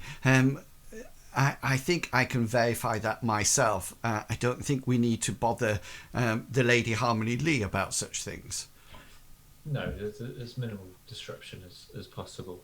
And of course my retainers will be as discreet as possible, bearing in mind. Yeah, and when you say that, he sort of like looks at Hasra with his spear out and sort of like says, yes, very discreet, and just sort of like moves. So is there anything else? There's, as you know, there's the situation, and I think it's also like dropping his tone a little bit and say, with the visitations to my lady's room, leaving the decapitated animals and the messages. Oh, don't worry, sir. It is completely cleaned up. Unfortunately, we had to burn the feather mattress. Ah, yes. Of course, those sort of things would get spoiled with that amount of animal. Completely. However, one of my retainers has requested that they may be able to examine the room as another time, in case there was any other clues that were missed.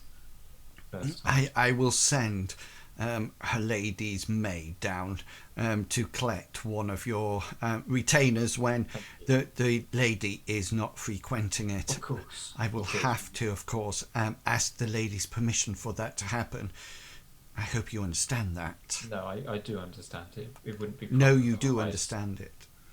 Do you understand? Yes, you understand. Of course I understand. It wouldn't be proper otherwise. Exactly, sir. I'm glad that we're on the same chapter. Okay then. So, anything else? I don't believe so. I think those are the main ones. Okay, so you sort of like the room that Bartleby, Gulliver and Hasra are in at the moment, that can be your room. You notice that Harmony-Leigh is busy moving around the time. Every now and again the girls sort of like come screaming past, and she shouts at them and says how much they're letting her father down, and she doesn't expect noble girls to be acting in such a way, etc., etc. And the general feeling of the house is people moving around, carrying cloths, and Lady Harmony-Leigh appears to be directing them left, right, and centre, as if she's almost like in charge. Although you think that she's just, even if she told the servants to go in a certain way, they seem to know what they're doing and just sort of like bowing or nodding. And Lord Aston comes down in his chainmail that looks extremely heavy and very ill-fitting. And you, Hengist, you also like, just roll your military strategy skill.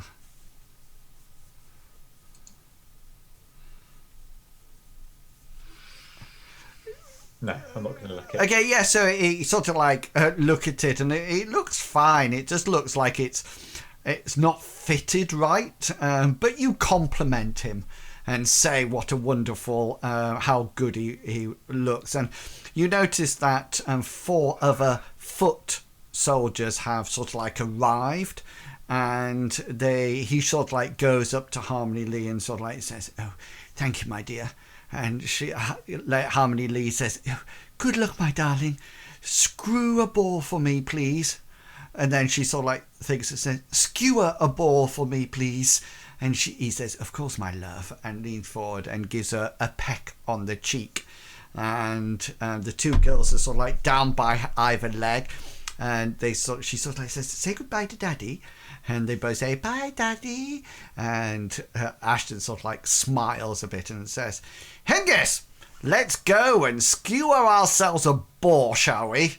Of course, my lord. You make your way out, and there's a carriage outside ready. And you get in, and you sort of like harbour your sword across your knee, and sort of like, and he sort of says, "To the great boar hunt, please, driver." And the carriage lurches into action, setting off, and you notice that the 4 footmen are sort of like jogging behind. They're not allowed to ride on the carriage, but the carriage is going so slow. It seems to have a team of about 6 pairs of horses, but they all seem to just be going clop, clop, clop. And Ashton's making the most of it. It's sort of like, and there's people shouting, "Good luck, Aston." "Thank you, thank you." "Yes, good luck, my lord." "Oh, yes, thank you, slum people. Thank you, peasants." "Morning, Prince Aston." "Morning, peasant," he says, as he sort of like carries on, and you sort of like head out to the actual boar site. So we'll stay at the house for a moment, and there's 3 of you here. So Hasra, what's going to be your plan while we're here? Hasra really has no plan other than to make sure these 2 friends are protected. Okay. He obviously wants to be watching people to make sure nothing's suspicious. He also wants to keep an eye out for Archie in case he decides to make an appearance. Yeah. So yes, because he's very suspicious of Archie. You could stand here if you wish. You'll be able to see indoors and around about, or you can stay in the room if you wish, or you feel free to move your token to where you would like to stand. It's all right. You can't see where the traps are or anything. So okay. Oh! Although there's a very suspicious looking ship's wheel over here that I'm not too sure. Isn't it? Don't open any cupboards or chests. Yeah, it's a whole nautical feel. You can stand next to this mimic pillar if you wish. Yeah, yeah. I'll stand there, literally just on the corner there, so I can keep an eye on the outside, the doors here. Oh, got you. Yeah, the front doors. Yeah, the front doors. Because that's where all romantic people come in when they're making a liaison. The front door. Yes, very, very much so. Yeah. And what about Bartleby and Gulliver? Bartleby, what's going to be your plan? Gulliver's mentioned asking questions to people. So Bartleby would be staying with him to try and think of questions to add and all that. Okay, so you're both. And what's Gulliver going to be doing? Have we been given a room where we can do it yet? Yes, this room that you're in now. I know, because I can't see which one. All right. It's the original one with the two chaos. No, so circles. the turn order was over. I couldn't see. I had to scroll around to find out where my Oh, that's interesting. So if my turn order is minimised, is yours still available? I have a turn order on. Yeah, Oh, mine that's turn over up. interesting. That's why I was having difficulty. Because I I didn't know whether or not we just double clicked the title to minimise it, so it's. I didn't know you could do that. It makes it into a thingamabiggy ghost. Turns half invisible. Did you not? Did you not know? No. No. I could do that with any. You can do that with any window you want. If you click the big X on the right hand side, that helps as well. Yeah. Yeah. Okay. So Gulliver's going to say to Bartleby, I just thought you could ask questions, Bartleby, and I could watch them closely to see their reaction. Wouldn't we both be asking questions? Well, it might be better if it's just coming from one person. I guess, but all I can think of that we need to figure out is if any of these people know Archie, or what under what circumstances they saw Archie here, or if they did at all. Why are we asking about Archie? I thought he was the person of interest. This is sort of why I thought maybe it would help if we both had questions, because otherwise we're going to get a lot of answers about a dandy fellow. I was thinking more like, do you know of anybody who might want to harm the lady or the two children? Have you seen anybody suspicious around the house or entering the lady's chambers? That sort of questions. Okay, well that's good to know before we get people in the room. Okay then. So if say again, sorry, Gulliver. Gulliver just says, Perhaps just leave it to me.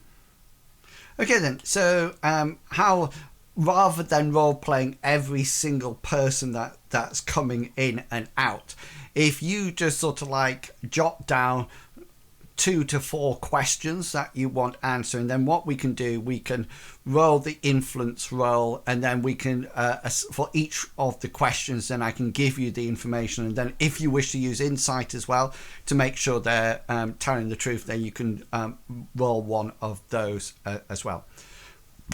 Just on a side note before going further, when the first person comes in, what Hasra would like to do is he would like to just wander around, if he's allowed to, of course, and perhaps go to the top of the stairs to the corridor where the go room to the was. top of my stairs. Top of your stairs, top of the stairs, sir. I just, is it the corridor where the bedrooms are? Was there a set of stairs at both sides? Only this it goes in the middle wing, so they're sort of like on the north wing, so you go up the stairs and the corridor branches either way. Gotcha. And you went to the left. Yeah. So what I would tend to do, I would do kind of a loop, and I would go up to there, like a patrol in a sense. Yeah. Just keeping an eye out, as well as looking for Archie. He wants to be keeping an eye up there, just randomly going up there and having a quick look at the door. Cool. Without going to the door, but Brilliant. Right, I'm just doing. Why is this not working? My guards won't go onto my map. That's because we are the guards. We are. Oh, The there you go. guards, the I've got guards. one. It's all right. Yes. I got Come with me if you want to live. and copy, paste. Right. We'll just nip to the boar site, as I'm calling it. So this is the site that where the boar hunt takes place. You can see the forest over here, Hengist. Okay, behind you is the field, if that makes sense, and this is sort of at the edge. And you can see off in one fair distance, way off in the distance, another camp. and one right way back the other way is another camp. So the houses are in one long line, and as you travel out, Lord Aston tells you that beaters will go through the forest, making their way towards this place, making a lot of noise, and that is to hopefully ensure that the boar or any other sort of game comes out. And you notice that he has a sword on his waist. It looks a very elaborate sword. You wouldn't want to keep it in your hand because of all the gems that's encrusted in it. And he sort of like keeps patting it and said, "This was my father's blade. Slayed a giant once, would you believe?" And his retainers look a little bit like Hasra, in the sense that they've all got sort of like short spears with them. And you soon sort of like figure out what's likely to happen is that they're likely to keep the boar at bay or spear it, and then Lord Aston will just sort of like stroll forward and sort of like twist his sword and just go into the boar, and then probably take a photograph or something. Yeah, this is what I got. So, I bet you wish you had a Hasra right now, don't you? Yeah. So just no, because then there'll be spears flying everywhere. Yeah, it's just True. You're just like, that's mine. Just take them off all the retainers and just throw them. So Lord Aston sort of like turns to you, Hengist, and sort of like says, I think you're more familiar with the actual setup. Please give the orders to my guardsmen where they need to be positioned. So if you would like to ping where you would like the guards to be. Just sort of like two to the south of myself and Lord Ashton, and then two to the north, so that we're sort of like in a line, but they're slightly in front of, so sort of there, Okay. like that sort of thing. Yeah. Like that, and then Hengist will sort of stand there as well. Got you. Okay, so that's ready for the boar. So have we got some questions to be asked yet? With the I've got a few. Okay then. So would you like to either tell me them or write them down in chat so we know what we're talking about? Okay, so the first one that Gulliver wants to ask is he wants to say that there's recently been some threats against the lady of the house's life. Do they know anything about it? Okay, so knowledge about threats. Yeah. He also wants to ask whether or not they have ever entered the lady's private chamber without having prior permission to do so. Entered ladies' chambers. Yeah. And the third one he wants to ask is, can you think of anyone who may wish to harm the lady of the house? The lady or the lord or lady of the house. Okay, lord or lady. Yeah. And then the other thing that he wants to do, he wants to get a bit of parchment out of his backpack, and with his pen and ink, he wants to write on a small piece of the parchment, "We know it's you," and then he wants to just fold it and just leave it on the table as well. Okay then. He wants to use that as a to see whether or not he can get a reaction. So after he's asked the questions that he wants to, about to be asked his questions, he wants to hand them the piece of paper and ask them to open it, and then he wants to see their reaction when they do so. Okay, so are you just sort of like saying, could you open that for me then? Yes. Or are you saying it's a letter for them? Have you seen this handwriting before, or is it just sort of like hand it over and say? It's almost like playing that these are servants, and a normal servant probably wouldn't know how to read or write. Yeah. So he's basically just saying, open this, and when they have a look at this, and when they open it, he's judging their reaction to see whether or not they recognise what's written on the bit of paper. Okay then. Hasra, did we roll a perception roll for you to keep an eye out? Yes, it was a 1. Because I can see there's a 28 out of 90, but I can't remember what. No, we didn't. Okay, I'll do one now for you. Yeah, that's brilliant. If you do want now. Oh! We joke and it comes true. It was a 1. Yeah. We're now going to Hasra with eagle eye. That's 2 crits. That is 2 crits in the same game. In the same roll. Yep. Hey, wait for the big fail at the end, though. Yeah. Yep. Okay then. So, if you're both asking the questions, then one of you can augment the other person's influence roll by the other. So who has the highest influence between you both? Are there any questions that Bartleby's asking independently? Or? You have the question of if there's suspicious people that they've seen, and Bartleby might only add or dandy people, but that seems like it might distract from the point. So he might only do that if they. Yeah, he'd do that. He's dead set on Archie. Okay then. Yeah. So what role are we doing? Sorry. So what is your influence skill?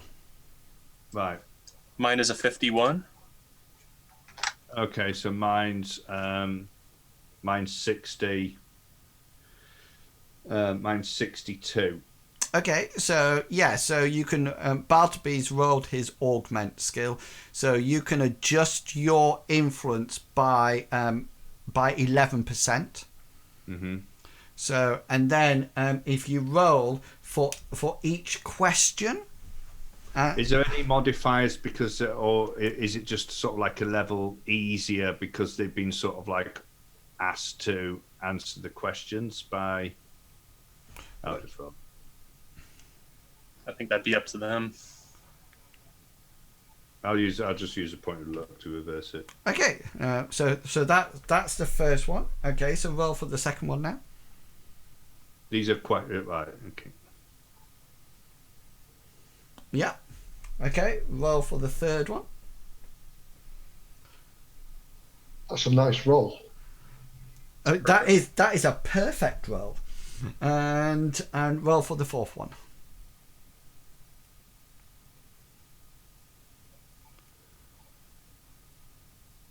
Nice, excellent. Okay, It's a then. point of luck. So yeah, what you could do to make it a crit. Guess not. Okay then. What about insight rolls? Who has the highest insight? Not me. Mine's a 40, and the augment would be an 8. Excellent. If I can lend my slightly judgmental eye. Okay then. So Gulliver, roll your insight. Nice. Okay then.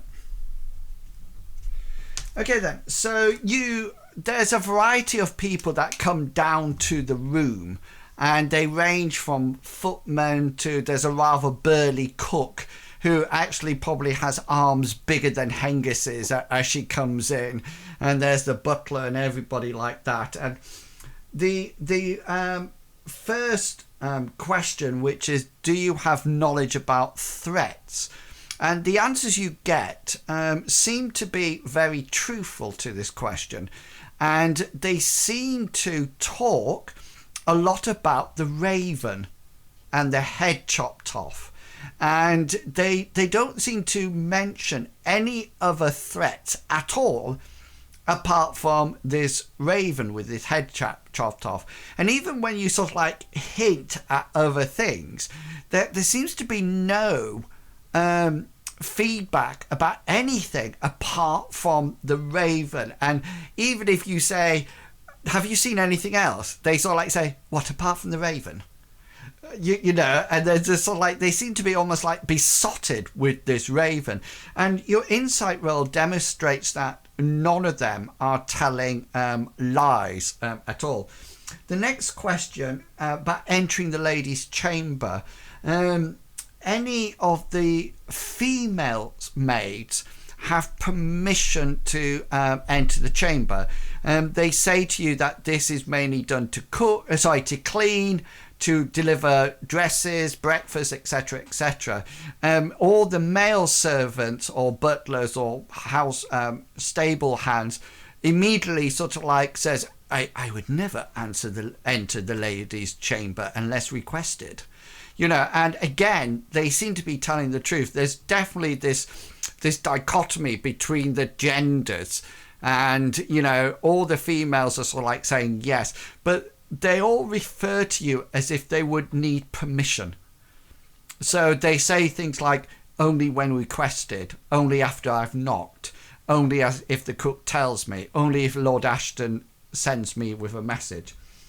Do you know anybody to harm the lord or the lady?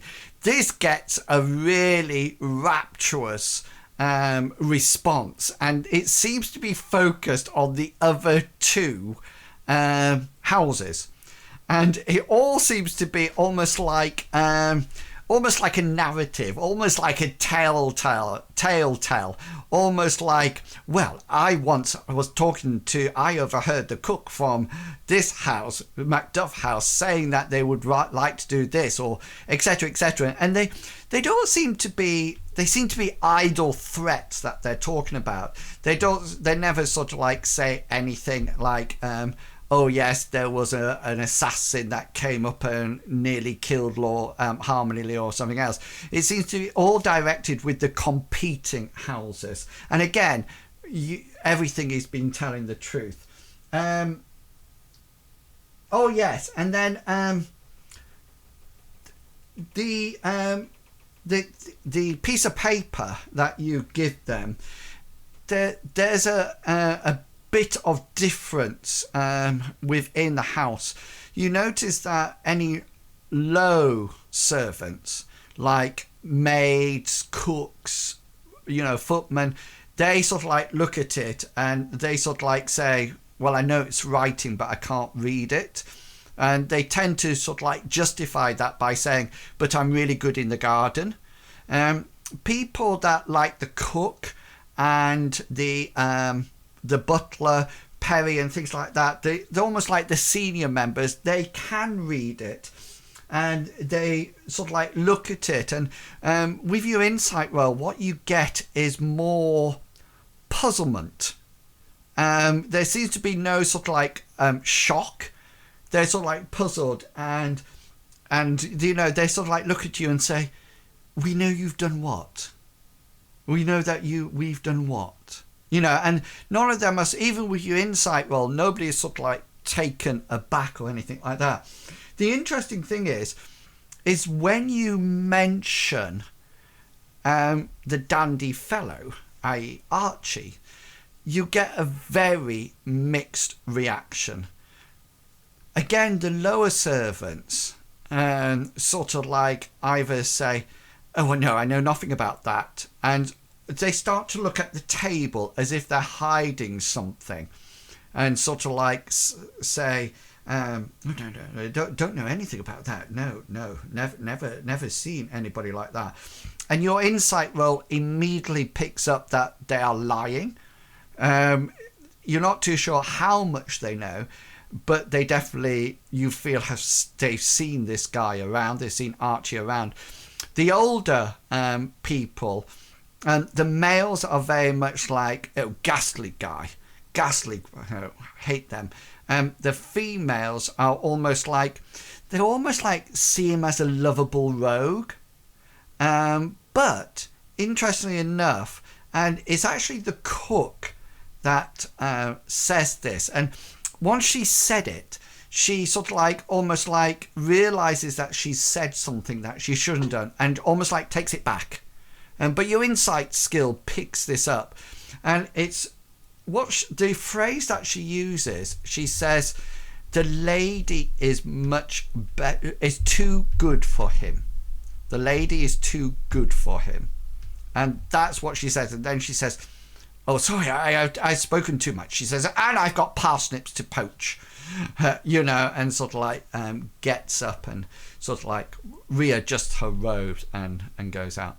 Meanwhile, out at the boar hunt, some excitement has started, Hengist, because you've been hanging around for a period of time, and you suddenly hear the beating of drums and the bashing and the whistling and everything. And Lord Aston turns to you and says, "Hengist, my man, I think we should prepare our weapons."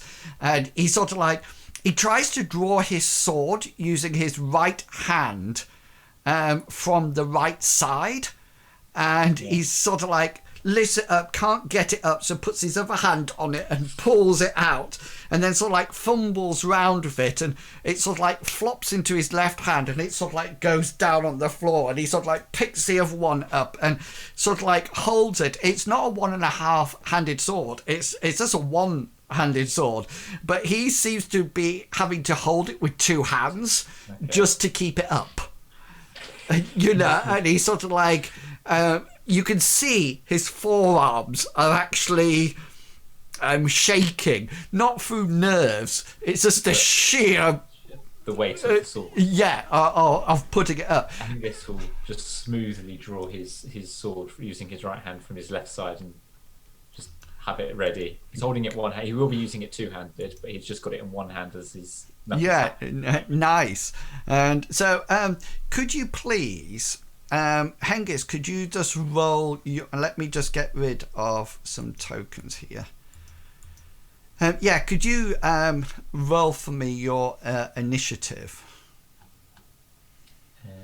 Yes. Let's just make sure I haven't got anything equipped I should have.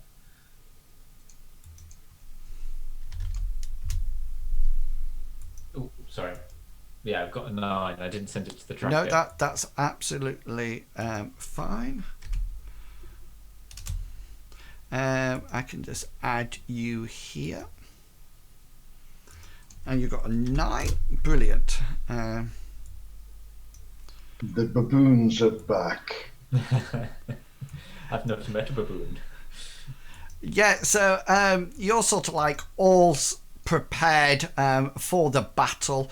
Aston looks quite concerned, and he all of a sudden he sort of like puts the hilt of his sword down and goes like this, and the noise gets a little louder, so he sort of like picks up his sword again, and then from within the undergrowth something sort of like lurches out, and it is a red dragon. This tiny little boar. It looks more like a boarglet, like a piglet, and it comes squealing out, going mee, mee, mee, like this, and it barges onto the scene, and Lord Aston shouts out, "Get it, men!" like this, as the guards sort of like begin to sort of like move towards it. So yeah, you will act on 9. So what would you like to do? Angus will use his action to he wants to make a perception test. He's looking actually at the rest of the forest line. He's expecting something else to come out. He's hoping something else is going to come out of that, so he will do that in that case. That's all right. Yeah, that's absolutely fine. So yeah, so the guards sort of like gather round, and the little piglet sort of like rushes straight out, and it almost like tries to get through the guards, and the guards just sort of like slam their spears into it. The first one gets 100 and just jabs into where he thinks the boar piglet is, but the boar piglet moves at the last moment. This guard just sort of like ends up sticking his spear into Hengist. Yeah. The second one gets a 94. And he sort of like tries to take a jab at the piglet, and he jabs it, and the piglet just sort of like vaults over it. These are good guards, can I just say? I bet you feel really safe, Hengist, don't you? don't feel safe. No. The next guard Oh, gets a 36 and misses as he's. No. And then The guards now. the final guard gets a 90 and misses. Can use a point of luck. So the piglet or the boarlet is coming straight for Lord Aston, who is just sort of like stood there with his waving sword. And we'll go into turn 2 here. And so Ashton sort of like stays still, shaking at the thing. And then Hengist, you have a movement if you wish to do it. Hengist is gonna he'll use a free action and say, "If I may, my lord," and then he'll use his main action to step in front to move into combat ready to. Okay then, yeah. So this piglet, you sort of like move into combat range, and the guards sort of like come in. These two here, they sort of like come in and form like a protective circle around this little piglet, and they all have a thrust with their spears again. 16 hits! So this is an impale coming off. So it whacks the boar. Hang on, let me just. I just need to open. Oh no, and it's 1. Okay.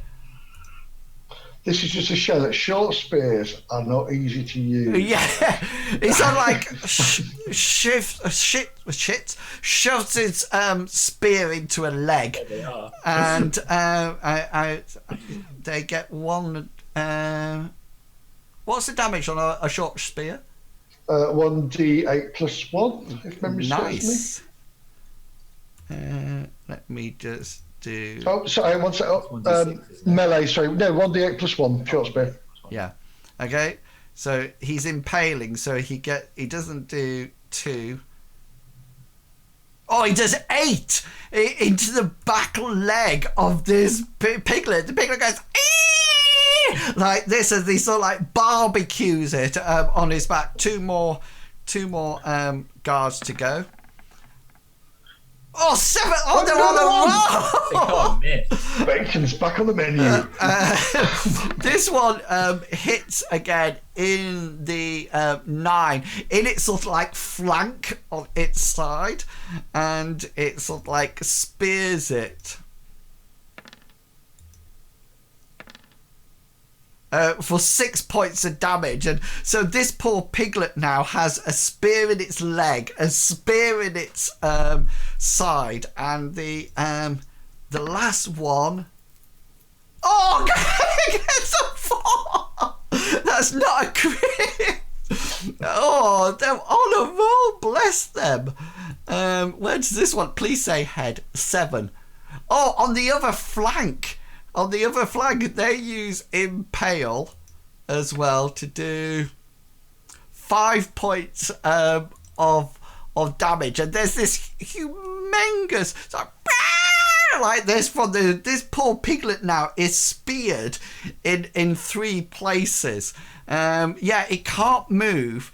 So you can take a swing in the final combat turn if you wish, Hengist. Or you can ask it to surrender. Yeah, compel surrender. Surrender. No, Hengist will put this poor little mite out of its misery, hopefully. Okay, so yeah, you sort of like swing down. You'll have a special. So what's your special going to be? I'm just going to put a bleed effect on it. I'm not going to. Okay, it's going to it off.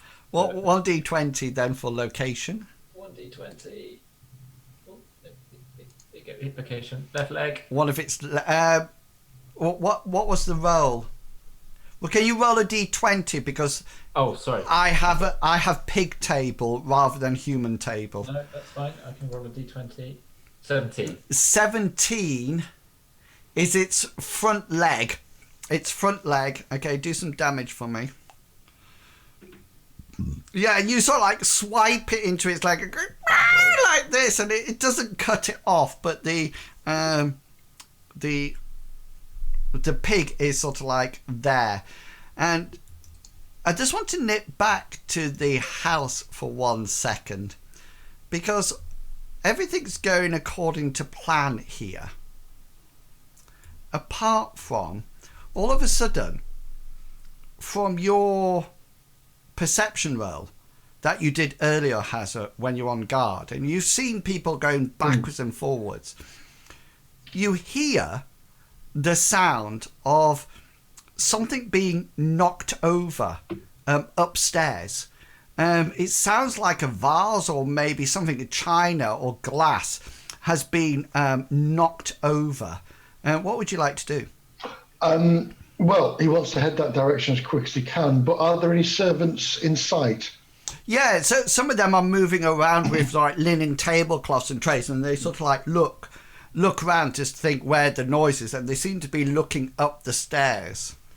Yeah, in which case I'll point at one or two of them and say, you come with me. Yeah, roll your influence roll for me. No. Shut the front door! Oh my god! Two of my worst skills, I've got one in tonight. Someone made the sacrifice. Yeah, one of the two maid says, of course, my lord, and sort of like put their stuff down, and a footman sort of like sees you asking and says, and I will come as well, lord. Hasra, and look, you almost like got this Look at an army. Yeah. What do you plan on doing? I want to head up as quick as I can to the sound of the noise, which I'm automatically going to assume is going to be the bed chamber, the ladies' room. Yeah, and you sort of like march towards with the maid sort of like have hoisted their skirts a little way to sort of like bustle along, and the footmen are moving quite quickly, and one of them sort of like reaches out and takes a cane out or something like that, and another one picks up a spoon, you know, as if they're meaning.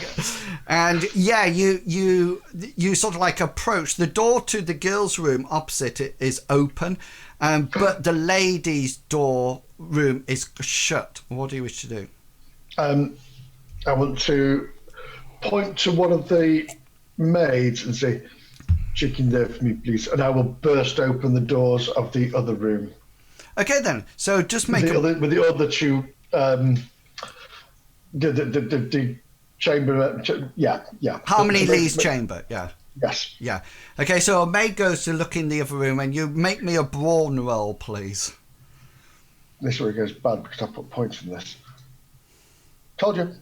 Oh, could I use a point of luck to not destroy the dramaticism of this? Yeah, and you sort of like hit it once and then come back and then suddenly quickly think, that's where I need to blast it. And burst. And the door, it was quite strangely locked. And you sort of like burst open the door. Meanwhile, back at the boar hunt, this boar is squealing. Wee, wee! One of the guards says, "Quick, my lord, kill it!" And Lord Aston sort of like comes up, and he seems to be walking towards you, when all of a sudden, Hengist, you hear a faint sound, and it just sounds like this, and you don't just hear one, you hear, and you suddenly notice that one of the guards almost like looks shocked and leaves go of his spear and falls to the ground. Another one sort of like, you notice something sort of like hits the side of his head, and it almost like goes straight through his head, and you suddenly recognize it straight away. It's a crossbow bolt, and it's just literally gone straight through one of the guards' heads. And the other two guards seem to have one that comes through their shoulder from the back, and one that just sort of like topples forward, landing on the boar. And they sort of like all sort of like look shocked, and then just sort of like fall down. Roll your military law and strategy. The strategy and tactics one. Yeah. I'll use a luck point. And Good, yeah, because we're about to finish. I noticed. I had noticed. And yeah, you notice that all these shots were very carefully aimed kill shots. Yeah. They weren't done to maim or knock anybody out. They were done to cause injury. And is there a clear direction? yeah, well, there's something else as well, because as you sort of like look around from out of the forest comes some It's a boar with a crossbow. some Kill my baby. Back away from her, you bitch. some black clad what you can probably guess are some sort of assassins, and they seem to drop down from trees, or they appear from out of the forest. They don't seem to be waiting at all. They actually seem to be running, and they sort of like drop down and head towards you.